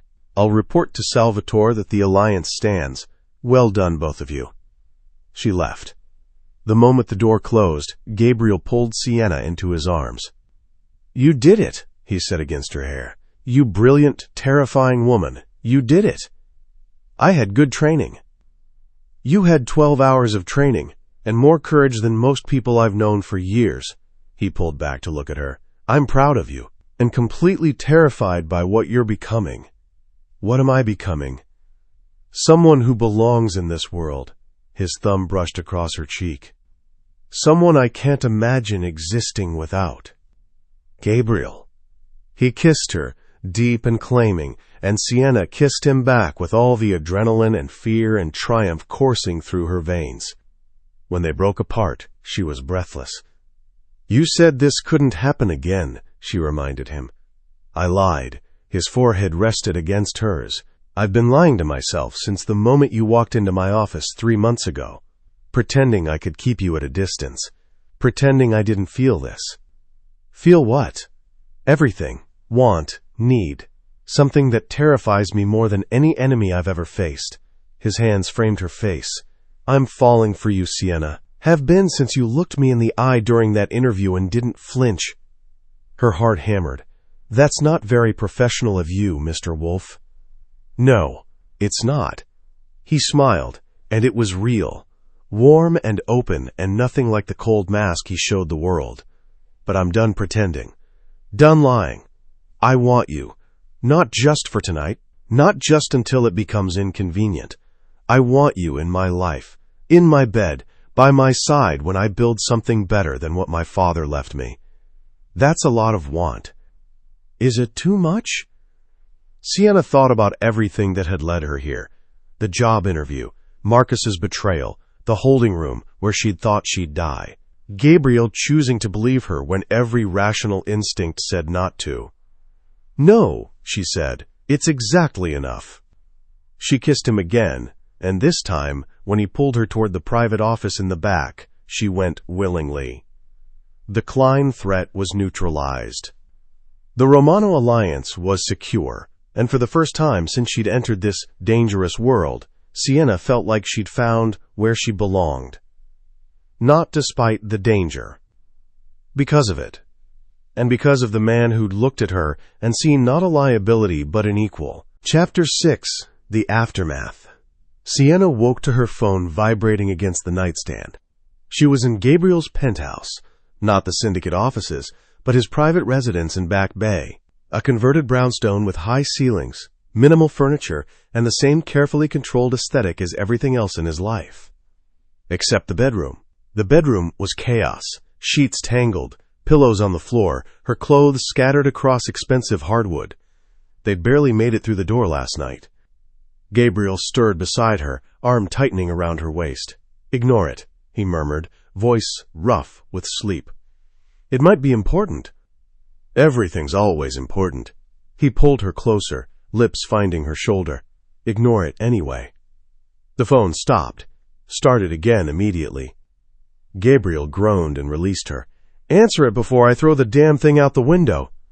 Sienna grabbed the phone. "Maria." "This better be an emergency," Sienna said. "It is." Maria's voice was tight. "The Kleins are escalating. They hit 2 of our operations overnight. The construction site in Dorchester and the shipping depot in Charlestown. 4 of our people are dead, 6 more injured." Sienna sat up, instantly alert. How did they get past security? "We're still figuring that out, but Gabriel needs to see this. Both of you, now. We'll be there in 20 minutes. She hung up and turned to find Gabriel already dressing, his expression transformed from the soft warmth of moments ago to cold calculation. "How bad?" he asked. "Bad. 4 dead. They hit us hard. Then we hit them harder." He buttoned his shirt with sharp, efficient movements. "The prisoners from last night. Where are they?" "Holding facility. Ethan's team is interrogating them." "Tell Ethan, I want answers by the time we get there, whatever it takes." Sienna understood what whatever it takes meant in this world. She should have felt uncomfortable with how easily she accepted it. She didn't. The syndicate offices were in controlled chaos when they arrived. Security teams mobilized. Council members convened. The air thick with tension and the promise of violence. Ethan met them at the elevator, tablet in hand. "We got one of them talking." The Kleins didn't just plan last night's attack. They planned a sustained campaign. Hit us on multiple fronts simultaneously. Stretch our resources. Force us to make mistakes. "How many more attacks?" Gabriel asked. "At least 3 in the next 48 hours. Targets include the casino operation in Revere, the import business at the docks, and," Ethan hesitated, "your penthouse." Gabriel went very still. "They're targeting my home." "You specifically. They know about Miss Cross. Know she's important to you." Ethan glanced at Sienna. "They're planning to use her as leverage." "Over my dead body," Gabriel said quietly. "That might be the point." Ethan pulled up surveillance footage. "Look at the pattern. Every target has personal significance. They're not just attacking your operations, they're attacking your life." Gabriel studied the screen, and Sienna watched his expression shift from cold calculation to something darker. Rage, barely controlled. "How many operatives do the Kleins have left in the city?" he asked. "Best estimate? 20. Maybe 30 if they call in reinforcements from New York." "And we have?" 50 combat ready, another 20 in support roles." Ethan set down the tablet. "We outnumber them, but they're fighting guerrilla style. Hit and run. We can't defend everywhere at once." "Then we don't defend." Gabriel's voice was ice. "We attack. Sienna, pull everything you have on Klein family operations. Every business front, every safe house, every asset. I want a complete map of their infrastructure." "On it." "Ethan, mobilize strike teams. We're hitting them simultaneously. Same tactic they used on us, but we do it better." "That's total war," Ethan said carefully. "The kind that gets federal attention." "I don't care." Gabriel's eyes were hard. They came after my home, my people, her. He glanced at Sienna. This ends now. Sienna spent the next 6 hours building the target list. She cross-referenced financial records, surveillance data, intercepted communications, mapped out the Klein family's entire Boston operation like a surgeon identifying vital organs. By early afternoon, she had 15 high-value targets. Gabriel convened the council in the war room. Sienna presented her findings on the main screen, each target marked, potential collateral damage calculated, optimal strike times identified. The Kleins have been building their Boston presence for 3 years, she explained, highlighting key locations. But they're overextended. Most of their operations are thinly staffed. If we hit them simultaneously, they won't have time to respond. Vincent leaned forward, studying the display. This is aggressive. We're talking about dismantling their entire network in one night. Exactly, Gabriel said. We've been playing defense since Marcus's betrayal. It's time to remind everyone why the Wolf Syndicate runs this city. The Romanos will have questions, another council member pointed out. This level of escalation affects the entire ecosystem. Let them ask. Gabriel's tone left no room for argument. I've already spoken with Salvatore. He's aware of our plans and has given his tacit approval. The Kleins broke the peace. We're restoring it. And the federal heat? Vincent pressed. Will be managed. We have friends in the right places. Gabriel looked around the table. This is happening. The only question is whether you're with me or not. One by one, the council members nodded. Good. Gabriel stood. Strike teams deploy at midnight. Sienna will coordinate from command center. I'll be leading the primary assault on Klein headquarters. Sienna's head snapped up. You're going into the field? It's my family, my war. I'm not sending my people into danger. I won't face myself. That's a terrible idea, she said flatly. The room went silent. No one contradicted Gabriel like that, especially not in front of the council. But Gabriel just looked at her, something almost like amusement in his eyes. Noted. I'm still going. Then I'm coming with you. Absolutely not. You said I proved myself last night, that I belong in this world. Sienna stood, meeting his gaze across the table. If you're walking into danger, I'm there. That's what partners do. Partners? Vincent looked between them. Since when? Since now, Gabriel interrupted. His eyes never left Sienna's. And she's right. If I'm asking my people to risk their lives, she has the right to stand with me. Gabriel, that's final, he said, cutting off Vincent's protest. Meeting adjourned. We have 8 hours to prepare. Don't waste them. The council dispersed, leaving Gabriel and Sienna alone in the war room. That was reckless, Gabriel said, but there was no heat in it. So is walking into a building full of armed hostiles. I've done it before, and I've coordinated operations from safety before. Seems like we're both trying new things. Sienna moved closer. I'm not letting you do this alone, Gabriel. You can order me to stay behind, but I won't listen. I'm starting to notice that about you. He pulled her against him. You're terrifying, you know that? I learned from the best. He kissed her, and it tasted like goodbye, like he was memorizing her in case one of them didn't come back. When they broke apart, Sienna saw fear in his eyes. Real, genuine fear. I need you to promise me something, he said quietly. What? If things go wrong tonight, if I give you an order to run, you run. You don't look back. You don't try to save me. You just run, and you keep running until you're somewhere they can't find you. I'm not promising that. Sienna. No. She grabbed his face, forced him to look at her. I didn't come this far, didn't survive everything we've been through, to abandon you the moment things get dangerous. We're in this together, all the way. You could die. So could you. That's the risk we're both taking. She softened her voice. I'm not running, Gabriel. Not from you. Not from this. So stop asking me to. He stared at her for a long moment. Then he nodded, resigned. You're going to be the death of me. Only if we're very unlucky. Midnight came with the sound of engines starting. 5 strike teams deployed simultaneously across the city. Sienna rode in the lead vehicle with Gabriel, Ethan, and 4 heavily armed operatives. They were heading for Klein headquarters, a waterfront office building that served as the family's command center. Blueprints show 3 floors. Ethan briefed as they drove. Ground floor is administrative. Second floor is where the real operations happen. Third floor is Domenico Klein's private office. That's where we're going, Gabriel said. Fast and direct. We clear each floor as we go, but the priority is Domenico.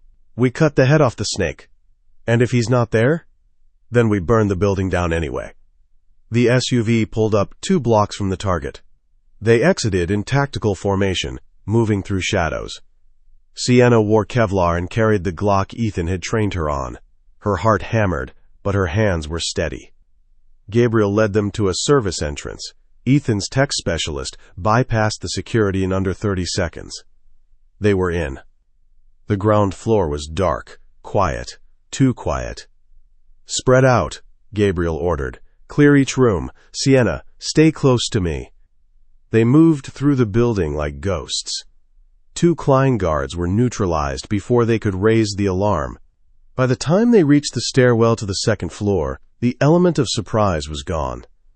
Gunfire erupted from above. "Contact!" Ethan shouted, returning fire. Gabriel pulled Sienna behind a concrete pillar as bullets chewed into the walls. "Stay down!" "I'm fine." "Stay down!" The firefight was brutal and close. Syndicate operatives pushed forward, overwhelming the Klein defenders through sheer aggression. By the time they'd secured the second floor, 3 Klein soldiers were dead, and one of Gabriel's men had taken a bullet to the shoulder. "Third floor," Gabriel said, breathing hard. "Finish this." They climbed the stairs. The third floor was a long hallway with a single door at the end, Domenico Klein's office. Gabriel approached, Ethan at his shoulder. Sienna stayed back with the other operatives, weapon raised, watching for flanking threats. Gabriel kicked open the door. Inside, Domenico Klein sat behind a massive desk, hands folded, completely calm. He was in his 60s, gray-haired, with the kind of face that looked respectable in photographs and monstrous in person. "Gabriel Wolf," he said. "I was wondering when you'd arrive." "It's over, Domenico. Your operation is finished. Surrender now and I'll make it quick." "Quick?" Domenico smiled. "You've already lost, boy. You just don't know it yet." Gabriel's expression didn't change, but Sienna saw his finger tighten on the trigger. "Last chance," Gabriel said. "You think killing me ends this?" Domenico stood. "I sent the video to every law enforcement agency in the city. Your analyst, the pretty one you're so fond of, coordinating a mass execution. It'll be on the news by morning." Sienna's blood turned to ice. The warehouse operation, the one Lucia had watched, they'd recorded it.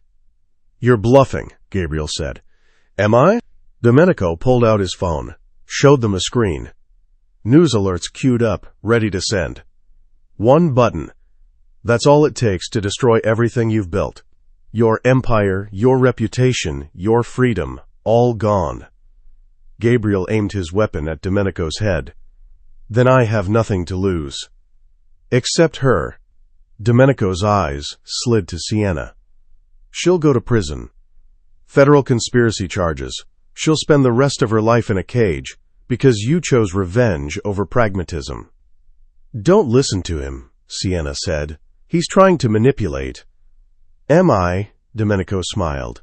"Tell me, Miss Cross, how does it feel to know your lover has to choose between you and his vendetta?" Gabriel's hand didn't waver, but Sienna saw the conflict in his eyes. "Gabriel," she said quietly, "do what you came here to do. If I kill him, that video goes public. Then we deal with it, together." She moved to stand beside him, weapon raised. "But we don't let him win. Not like this." Domenico laughed. "Young love, how touching. But you're both fools if you think." Gabriel pulled the trigger. Domenico fell backward, the phone clattering from his hand. For a moment there was silence. Then Ethan moved forward, picked up the phone and crushed it under his boot. "Video's in the cloud. We need to access his accounts. Delete it before it auto-sends. How long? Gabriel asked. 30 minutes, maybe less. Ethan was already pulling out his own device. I need Sienna. Her skill set is better for this. Sienna holstered her weapon and took Ethan's tablet. Her fingers flew across the screen, hacking into Domenico's cloud storage, racing against whatever dead man switch he'd set up. Got it, she said after 28 agonizing minutes. Deleting now. She watched the files purge, every copy of the warehouse footage, every piece of evidence that could destroy them. Gone. It's done, she said. Gabriel exhaled, some of the tension leaving his shoulders. Clear the building. Burn everything. I want no trace that we were here. By dawn, the Klein operation in Boston was destroyed. Their businesses burned, their soldiers dead or fled, their leadership eliminated. The Wolf Syndicate had won. But as Sienna stood on the penthouse balcony, watching the sun rise over the city, she felt the weight of what they'd done. Gabriel joined her, 2 coffee cups in hand. He looked exhausted but satisfied. It's over, he said. Is it? The Kleins are finished in Boston. The Romanos are satisfied, and we're still standing. He handed her a cup. I'd call that a win. We killed a lot of people last night. Yes, he didn't soften it. People who would have killed us if given the chance. That's the world we live in. I know, Sienna sipped her coffee. I'm not having regrets. I'm just processing. Take your time. But know this. What you did last night, the way you stayed calm under pressure, the way you stood with me. He set down his cup and pulled her into his arms. You're remarkable, Sienna Cross, and I'm never letting you go. Is that a threat or a promise? Both. He kissed her forehead. Get some rest. Tomorrow, we start rebuilding. Tomorrow, she agreed. But as she lay in Gabriel's bed, his arm around her, Sienna realized something.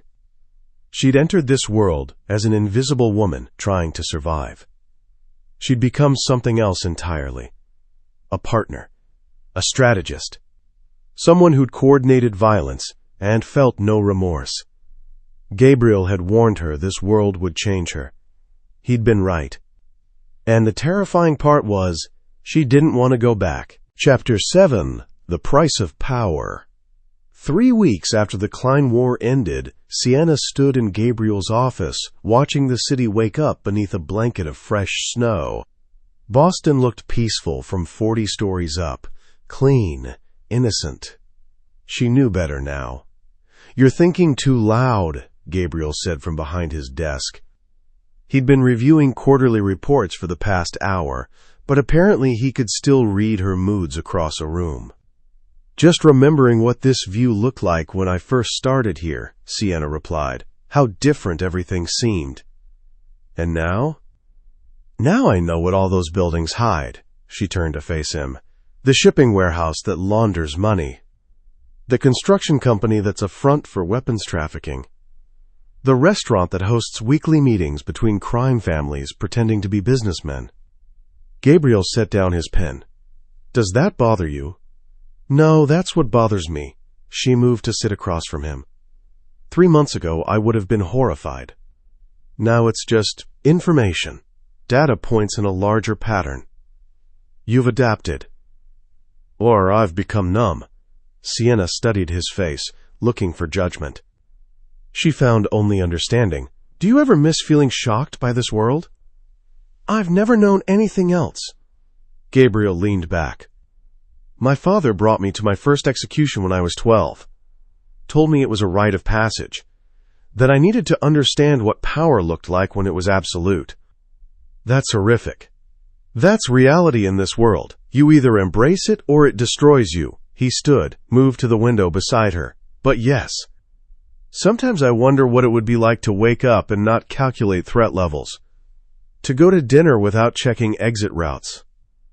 To trust someone without running a background check first. Is that what you did with me? Background check? 3 of them. His mouth curved slightly. You came back clean. Boring even. No criminal record, no concerning associations. Just a woman who'd learned to survive by being invisible. Not anymore. No. Not anymore. Gabriel's hand found hers. The Romano family wants to meet with you. Officially. They're impressed with how you've handled yourself. What kind of meeting?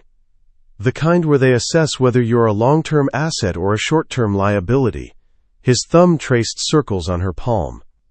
They want to see if you're committed to this life or if you're going to panic and run the moment things get complicated. Things have been complicated for weeks. Exactly. Which is why they think now is the perfect time to test you. He pulled out an envelope from his desk drawer. Dinner, tomorrow night. Their estate.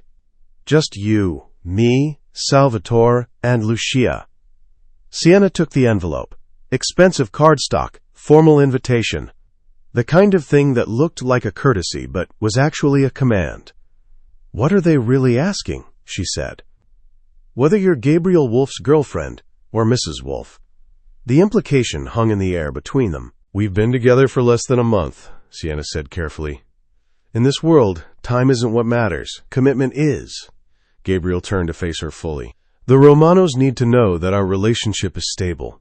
That you're not going to wake up one day, realize what you've gotten into, and disappear. Because if you do, it makes me look weak, compromised. And if I told them I'm not ready for that kind of commitment, then the alliance becomes strained. They'll see you as a vulnerability, and vulnerabilities in this world get eliminated. Sienna's stomach tightened. They'd kill me? No. I'd never let it get that far. Gabriel's voice was firm. But they'd expect me to distance myself from you. Put the family first. Prove that I can make hard choices. Could you? If it came down to me or the syndicate, which would you choose? The question had been building for weeks. Ever since Marcus's death. Ever since Gabriel had chosen to believe her over his entire council. Gabriel was quiet for a long moment. A month ago I would have said the syndicate without hesitation, he finally said. Now? He cupped her face in his hands. Now I honestly don't know. And that terrifies me more than any enemy I've ever faced. That's not very reassuring. It's honest. He kissed her forehead. Go to dinner tomorrow. Be yourself. Show them what I see.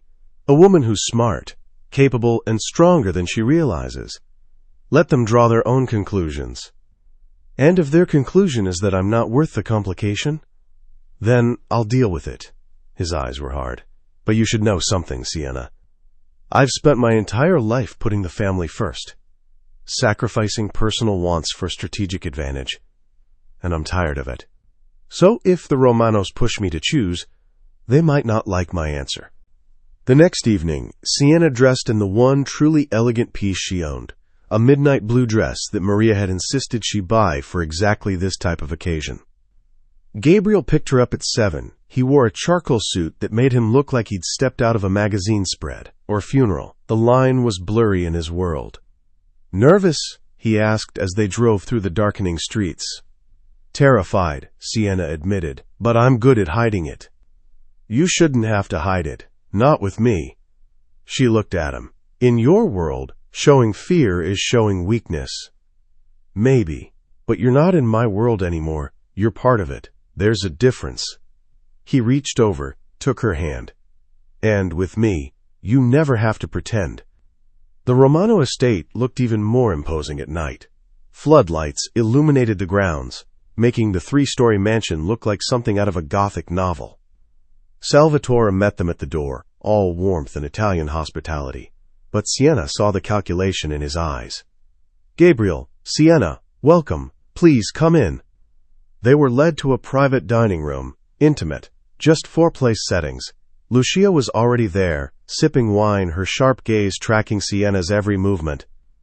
Thank you for coming, Salvatore said once they were seated. I wanted this to be informal. A chance to get to know you better, Sienna, without the pressures of business. I appreciate that, Sienna replied, proud of how steady her voice sounded. Good. Then let's start with something simple. Salvatore poured wine for everyone. Tell me about yourself, your background, how you came to work for Gabriel. Sienna had prepared for this. She gave the sanitized version. Foster care, self-taught programming, a series of tech jobs that had ended badly through no fault of her own. And then Gabriel hired you, Salvatore prompted. Yes, I needed work. He needed someone who could see patterns no one else saw. It was a good fit. Clearly, Lucia spoke for the first time. You've proven yourself valuable. The warehouse operation, uncovering Marcus's betrayal, the Klein War. Impressive for someone with no background in our world. I'm a fast learner. Or you were always suited for this life and just didn't know it. Lucia's eyes were sharp. Some people are born for violence, even if they grow up in peaceful circumstances. The instinct is there, dormant, waiting for the right catalyst. Is that what you think I am? Someone with dormant, violent instincts? I think you're someone who's discovered they're capable of more than they imagined. Lucia sipped her wine. The question is, what will you do with that discovery? Dinner was served. Conversation flowed to safer topics. Art, politics, the weather. But Sienna felt the undercurrent of assessment in every exchange. After dessert, Salvatore got to the point. Forgive my directness, but I need to ask, what are your intentions regarding Gabriel? Gabriel tensed beside her. Salvatore. It's a fair question. Sienna met Salvatore's gaze. You want to know if I'm serious about him or if this is a phase I'll grow out of. Exactly. I'm serious. More serious than I've ever been about anyone. She felt Gabriel's eyes on her but kept her focus on Salvatore. I know what this world demands. I know the risks. And I'm choosing to stay anyway. Why? Lucia asked. Most people run from this life. You're running toward it. That's either brave or foolish. Maybe both. Sienna allowed herself a small smile. But I've spent my entire life being invisible, safe, powerless, and it got me nowhere. Gabriel offered me something different. A chance to be seen, to matter, to build something that couldn't be taken away by bad luck or other people's decisions. You could build that life anywhere, Lucia pointed out. Why here? Why with him?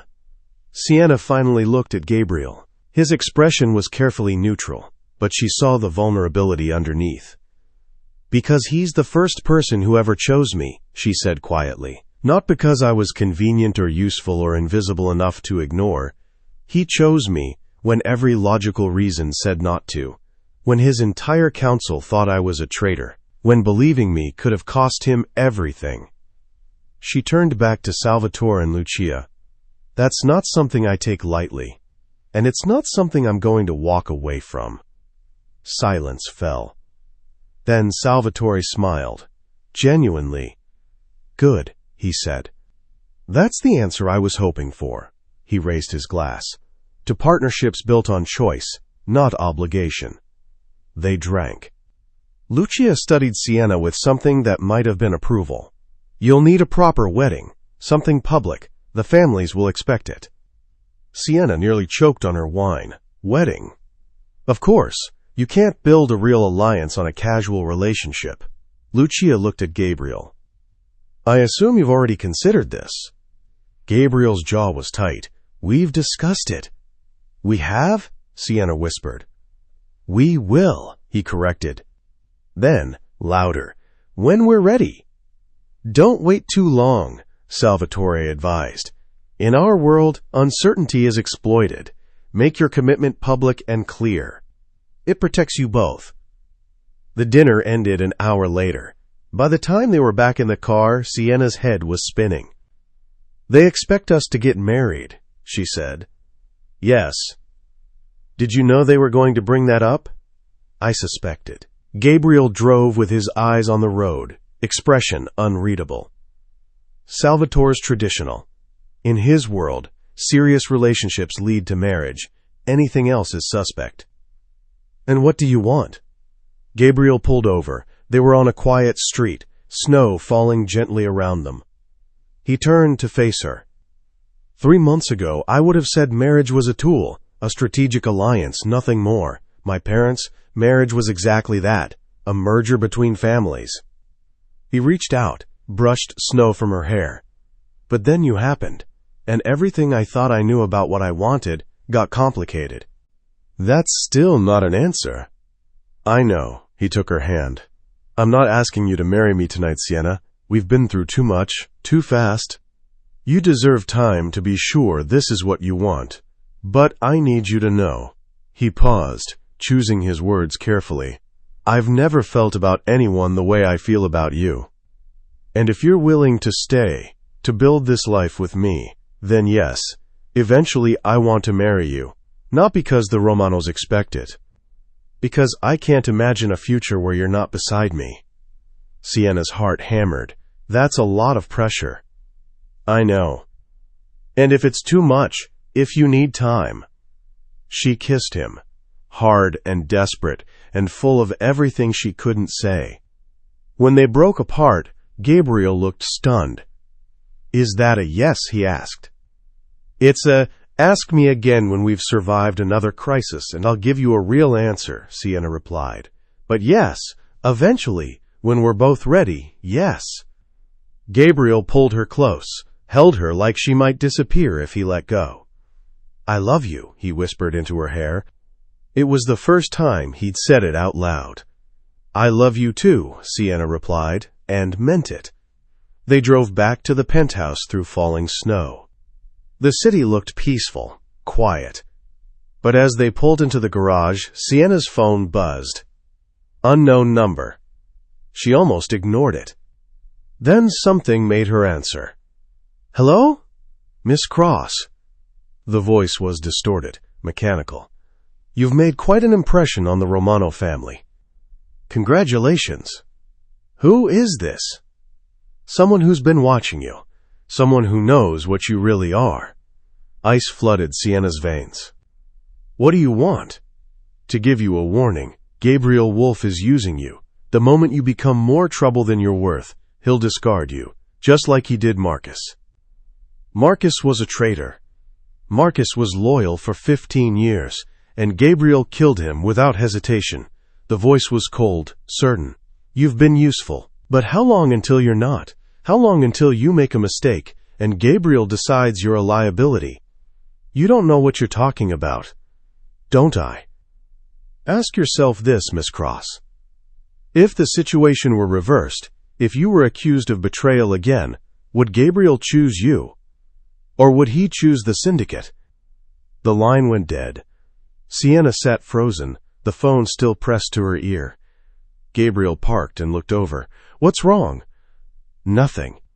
Just a wrong number. But as they rode the elevator up to the penthouse, the voice echoed in her head. Would Gabriel choose you, or would he choose the syndicate? She wanted to believe she knew the answer. But after everything she'd seen, everything she'd learned about how this world worked, she wasn't sure. And that uncertainty, she realized, was the most dangerous thing of all. Chapter 8. Trust and Treachery. Sienna didn't tell Gabriel about the phone call. She told herself it was because the threat was vague, untraceable, nothing concrete to act on. But the truth was more complicated. The voice had planted a seed of doubt that she couldn't quite uproot. Would Gabriel choose you, or would he choose the syndicate? She spent the next 3 days analyzing the question from every angle, reviewing every interaction, every decision Gabriel had made since she'd entered his life, looking for proof that the voice was wrong. She found evidence on both sides. Gabriel had defended her when Marcus accused her, but he'd also put her in the holding room, considered executing her based on circumstantial evidence. He'd said he loved her, but he'd also admitted he didn't know if he'd choose her over the syndicate. The uncertainty was eating her alive. On the 4th day, Maria noticed. You've been staring at that same data set for 20 minutes, Maria said, appearing in Sienna's office doorway. Either it's the most fascinating financial report in history, or something's bothering you. Sienna closed her laptop. Just tired. Liar. Maria closed the door and sat down. I've been working for Gabriel for 8 years. I know what people look like when they're questioning their place here. Talk to me. It's nothing. Sienna. Maria's voice was gentle, but firm. I'm not asking as Gabriel's assistant. I'm asking as someone who's seen what this world does to people who bottle things up. So talk. Sienna hesitated. Then the words spilled out. The phone call, the warning, the doubts that had been multiplying like cancer. When she finished, Maria was quiet for a long moment. "Someone's trying to get in your head," she finally said. "The question is why? Because they're right? Because Gabriel would choose the syndicate if pushed?" "Maybe, maybe not," Maria leaned forward. "But here's what I know. I've watched Gabriel run this organization for 8 years. I've seen him make impossible decisions, sacrifice people he cared about for the greater good. He's ruthless when he needs to be. That's not reassuring." "I'm not finished." Maria's expression was serious. "I've also never seen him look at anyone the way he looks at you. I've never seen him question his own judgment, doubt his instincts, or put someone else's safety above tactical advantage. Until you." "So what does that mean?" "It means you've changed him. The question is whether that change is permanent or temporary, whether it survives the next crisis." Maria stood. "But you won't find that answer sitting in your office running hypotheticals. You'll find it by trusting him, or not trusting him. Either way, you need to decide." She left. Sienna sat alone, staring at the closed door, and realized Maria was right. She'd been treating this like a data problem, something she could solve with enough analysis. But trust wasn't logical, it was a choice. And she needed to make it. That night, Sienna found Gabriel in his home office, reviewing security reports. "We need to talk," she said. He looked up, instantly alert. "What's wrong?" "Someone called me 4 days ago, after we got back from the Romano dinner." She told him everything. The distorted voice, the warning, the doubts it had triggered. Gabriel's expression went cold. "Why didn't you tell me immediately?" "Because I needed to think, to figure out if they were right." "About what?" "About whether you'd choose me or the syndicate if it came down to it." Sienna moved closer. "And I need you to answer honestly, Gabriel. No political maneuvering, no strategic ambiguity. If I became a liability, if keeping me put everything you've built at risk, would you sacrifice me?" Gabriel set down his tablet, stood, moved to stand in front of her. "Yes," he said. The word hit like a physical blow. "I would sacrifice you," he continued, voice steady. "The same way I'd sacrifice myself. The same way I've sacrificed everyone else who's threatened this family." He took her hands. "But here's what you need to understand. The definition of liability has changed since I met you. Marcus was a liability because he betrayed us. You would only become a liability if you did the same. And if I made a mistake, if I failed at something important, then we'd deal with it, together." His grip tightened. "Sienna, I'm not going to lie and say you're more important than everything I've built. This syndicate represents generations of work. It supports hundreds of families, protects thousands of people. I can't throw that away for one person. Not even you." Then the voice was right. "But," he interrupted, "I also can't imagine running this organization without you. You've become essential, not just to me personally, but to how we operate. Your analytical skills, your instincts, your ability to see patterns no one else sees. We need that. I need that." "So I'm useful? That's your argument?" "No. My argument is that you're both useful and irreplaceable. And yes, if you became a genuine threat, if you betrayed us the way Marcus did, I would do what's necessary. But short of that," he pulled her closer, "I'll move heaven and earth to protect you. I'll take risks I'd never take for anyone else. I'll question my own judgment and second-guess my instincts, because what I feel for you clouds every logical calculation I try to make." "That's still not choosing me." "It's choosing both. Which is the best I can offer in this world?" His forehead rested against hers. "I know that's not the romantic declaration you deserve, but it's the truth, and I won't insult you by pretending otherwise." Sienna closed her eyes. Part of her wanted the fairy tale, the man who'd burn the world down for her without hesitation. But Gabriel was right. That wasn't realistic. Not in this life. "Okay," she whispered. "Okay? It's not the answer I wanted, but it's honest. And I'd rather have honesty than pretty lies." She pulled back to look at him. "But I need you to promise me something." "What?" If the day comes when you have to choose, if I really do become a liability, you tell me first. You give me a chance to fix it or walk away on my own terms. You don't just execute me in a holding room and tell yourself it was necessary. Gabriel's jaw clenched. I promise. Say the whole thing.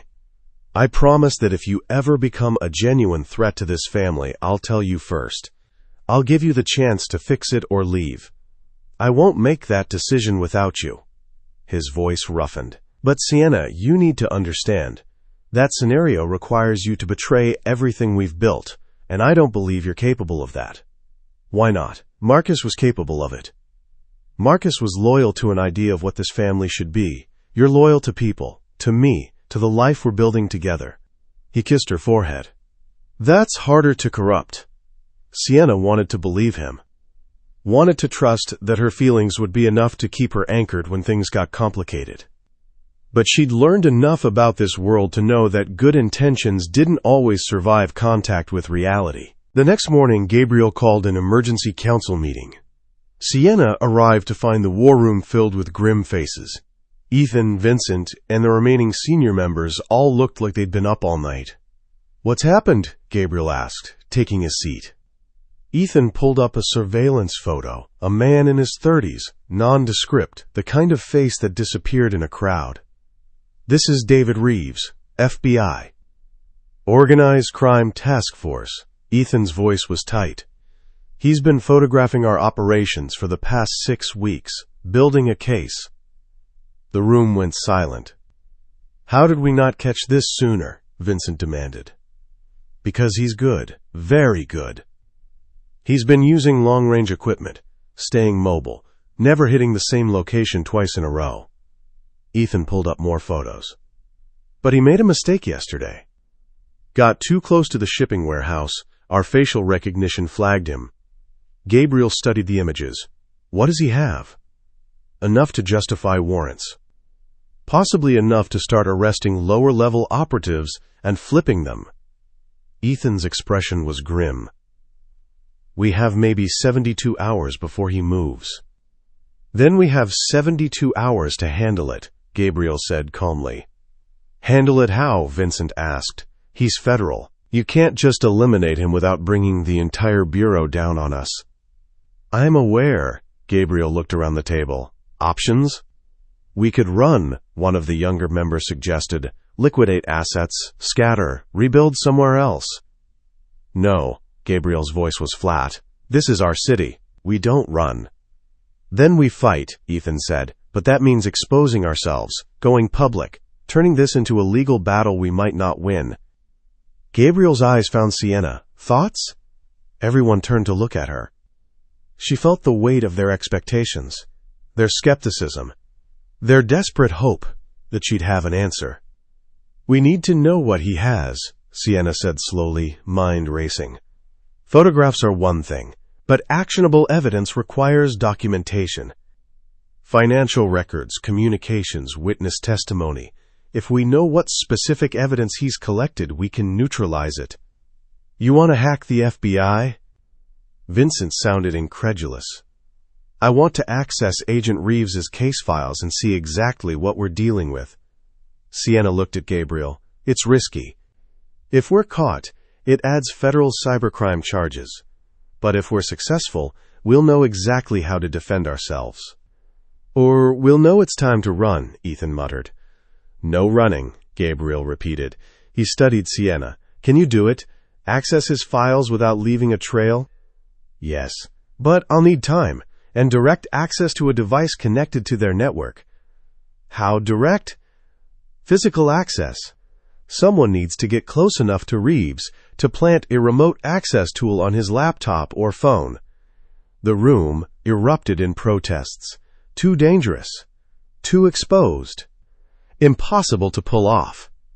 Gabriel held up his hand. Silence fell. I'll do it, he said quietly. Gabriel, no, Ethan started. It's my decision, my risk. Gabriel's voice carried absolute authority. Sienna, prepare the access tool. I'll handle getting close to Reeves. How? Sienna asked. He's watching our operations. I'll give him something to watch. A cold smile touched Gabriel's lips. "And while he's focused on the performance, I'll get what we need." 48 hours later, Sienna sat in a surveillance van 2 blocks from a restaurant in Cambridge. Gabriel was inside, meeting with a, quote, business associate, actually one of his own people, playing the role of a corrupt city official. The meeting was designed to look like exactly the kind of exchange Agent Reeves would want to photograph. And it was working. "Target acquired," Ethan said through the comms. He was positioned across the street with long-range optics. "Reeves is in position, camera out. He's documenting everything." "Good," Gabriel's voice came through clear. "Sienna, you ready?" "Ready," she confirmed, fingers poised over her keyboard. "Then, let's do this." Through Ethan's camera feed, Sienna watched Gabriel stand, apparently taking a phone call. He walked toward the restaurant's patio, passing within 6 feet of where Reeves sat at an outdoor cafe table. The brush contact lasted less than 2 seconds. Gabriel's hand bumped Reeves's messenger bag, a gesture that looked like an accident. Apologized, kept walking. "Device planted," Gabriel said quietly. Sienna's fingers flew across the keyboard. The remote access tool activated, connected to Reeves's laptop through the restaurant's Wi-Fi. She was in. "I've got access," she said. "Downloading files now." Minutes crawled by. The progress bar on her screen moved with agonizing slowness. "Sienna, we've got company," Ethan warned. 2 more agents just entered the cafe. They're moving toward Reeves." 30 seconds, Sienna said, watching the download. "You don't have 30 seconds. 20 seconds. They're talking to him. 10 seconds. Sienna. Got it." The files finished downloading. She disconnected, wiped the digital trail, and shut down the remote access. "We're clear." Gabriel exited the restaurant, moving at a casual pace that suggested nothing was wrong. He climbed into a waiting car and disappeared into traffic. 5 minutes later, he was back at the van. "Tell me we got something useful," he said. Sienna was already reviewing the files. Case notes, surveillance logs, witness statements. She stopped. "What?" Gabriel asked, reading her expression. "He has an informant," Sienna said quietly. "Someone inside the syndicate. They've been feeding him information for 2 months." The van went silent. "Who?" Ethan demanded. Sienna pulled up the file, read the name, felt her blood turn to ice. Vincent. Epilogue, New Foundations. 6 months later, Sienna stood at the floor-to-ceiling windows of Gabriel's office, watching the city transform under the first light of dawn. Boston looked different now, not softer. She'd learned too much to ever see it as innocent again, but familiar, hers. Behind her, she heard Gabriel end his phone call. She'd learned to read the subtle shifts in his tone, when he was negotiating versus threatening, when he was satisfied versus calculating his next move. This morning he sounded satisfied. "The Romano shipment cleared customs," he said, coming to stand beside her. His hand found the small of her back, a gesture that had become automatic between them. "No issues, no delays." "Good," Sienna leaned into his touch. "That's the 3rd smooth operation this month. We're getting better at this." "We are." Gabriel pulled her closer. "Speaking of which, Maria finalized the paperwork for the foundation. It's official as of this morning." The foundation had been Sienna's idea, a legitimate charitable organization that would genuinely help foster children, kids like she'd been, while also serving as a vehicle for laundering money and building political connections. The perfect marriage of her past and her present. "I still can't believe you let me name it," she said. "The Laurent Foundation has a good ring to it, and it's important to you." Gabriel kissed her temple. "Besides, I like seeing your name on something that matters." Sienna turned to face him. 6 months had changed them both. Gabriel's edges had softened slightly. He smiled more, laughed occasionally, let his guard down in ways he never had before. But the core of steel remained. He was still ruthless when necessary, still capable of violence without hesitation. She'd learned to accept that, to love him despite it. Or maybe because of it. "Vincent's trial starts next week," she said. Gabriel's expression hardened. "I'm aware." Vincent's betrayal had been devastating in ways Marcus's hadn't. Marcus had been acting out of ideology. Vincent had simply sold them out for money and immunity. When they'd confronted him with the evidence from Agent Reeves's files, he'd tried to run. He hadn't made it far. Now he sat in a federal holding facility, awaiting trial on charges that would put him away for life. The syndicate had made sure of it, feeding the FBI additional evidence, ensuring Vincent's deals fell through, making him a pariah even among criminals. "Are you going to attend?" Sienna asked. "No, but I'll read the transcripts." Gabriel's jaw tightened. He made his choice. Now he lives with the consequences. "Does it still hurt, knowing he betrayed you?" "Yes, but less than it did with Marcus." Gabriel met her eyes. "I've learned that loyalty is earned, not owed." Vincent never really understood that. He was loyal to whoever offered the best deal. It was only a matter of time. They stood in comfortable silence, watching the city wake up. After a moment, Gabriel spoke again. "The Romanos called yesterday. They want to discuss the wedding." Sienna's stomach flipped. "Already? We've been engaged for 3 months. In their world, that's an eternity." Gabriel's mouth curved slightly. Salvatore suggested June. Garden ceremony at their estate. Small but significant. All the major families in attendance. "That's 2 months away." "Is that a problem?" Sienna looked down at the ring on her finger. A simple platinum band with a single diamond. Gabriel had proposed 2 weeks after Vincent's arrest, in this same office, with no fanfare or elaborate setup. Just the two of them, and the question she'd known was coming. "Will you marry me? Not because we should, but because I can't imagine my life without you in it." She'd said yes before he finished asking. "No," she said now. 2 months is perfect, but I have one condition." "What's that?" "I want to write my own vows. No traditional promises about obeying or honoring. I want to say what this actually is." Gabriel studied her face. "And what is it?" "A partnership. Between equals who've chosen each other despite every logical reason not to, who've seen each other at their worst, and decided to stay anyway." She took his hand. "I want to promise you truth, not perfection. Strategy, not sentiment. And loyalty that's chosen, not commanded." "That's the most romantic thing anyone's ever said to me," Gabriel said, and he meant it. "That's because your baseline for romance is tragically low." "Probably." He pulled her close, kissed her with the kind of intensity that still made her knees weak. When they broke apart, both breathing hard, he rested his forehead against hers. "I love you, Sienna Cross, soon-to-be Wolf. Even though you've completely destroyed my ability to make purely logical decisions. I love you too, even though you've turned me into someone who coordinates tactical operations and doesn't lose sleep over it. We've corrupted each other. Best decision we ever made." Later that morning, Sienna sat in her office, now officially titled Chief Strategy Officer, reviewing the week's intelligence reports. Her phone buzzed. "Maria." "Emergency." "Gabriel's office. Now." Sienna's pulse spiked. She grabbed her tablet and ran. Gabriel's office was crowded. Ethan, Maria, and 3 security chiefs she didn't recognize. Everyone looked grim. "What happened?" Sienna asked. Gabriel gestured to the main screen. "We intercepted a communication. Someone's planning to hit the Romano Alliance, multiple families coordinating simultaneously." Sienna studied the data.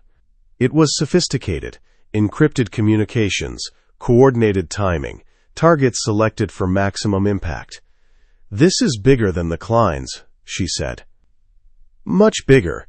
Ethan pulled up a map showing syndicate territories across the Northeast. "They're calling it the Coalition. At least 6 families working together to break Romano influence and absorb the territory." "When?" Gabriel asked. "Best estimate, 2 weeks, maybe 3.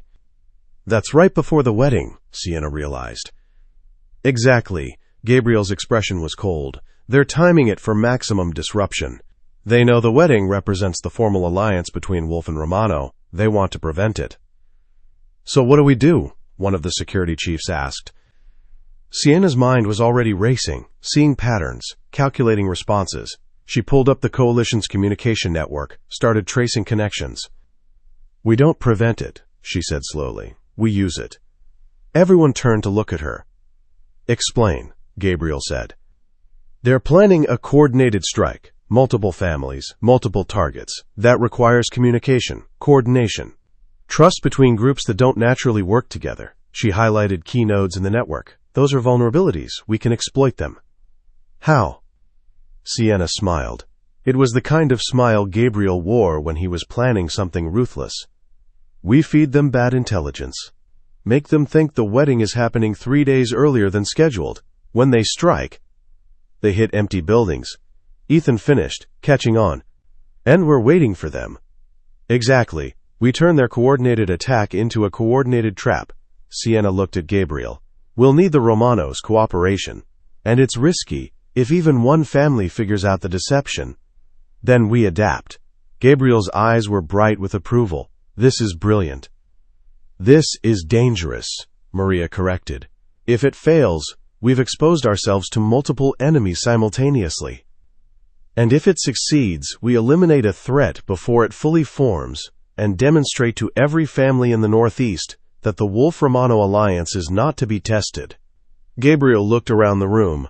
"I'm authorizing the operation. Sienna will coordinate. Ethan, you handle ground security. Maria, start reaching out to the Romanos.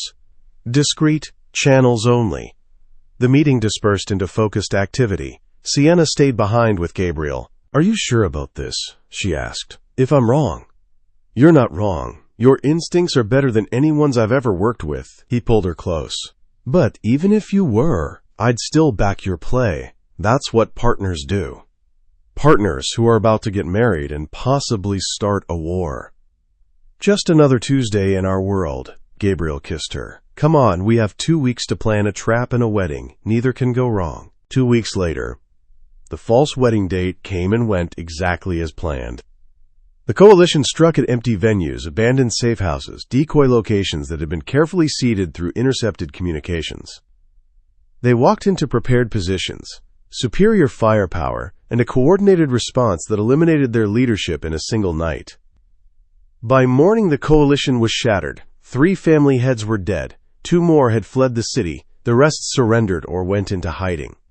The real wedding took place 3 days later. Sienna stood in the Romano Gardens, wearing a dress that was both elegant and practical.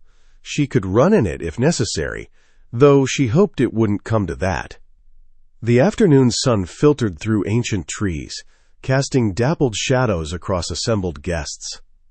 Every major crime family in the Northeast had sent representatives, not because they supported the alliance, but because refusing would be seen as an insult, as weakness. Gabriel waited at the altar, flanked by Ethan and 2 Romano family members. He wore a black suit that made him look like he'd stepped out of a Renaissance painting. Dangerous and beautiful in equal measure. When their eyes met across the garden, Sienna saw everything she needed to see. Love, yes, but also respect, partnership. The understanding that they'd built something together that was stronger than either of them alone. The ceremony was brief. Salvatore Romano officiated, his words a mixture of Italian tradition and modern pragmatism. When it came time for vows, Sienna spoke first.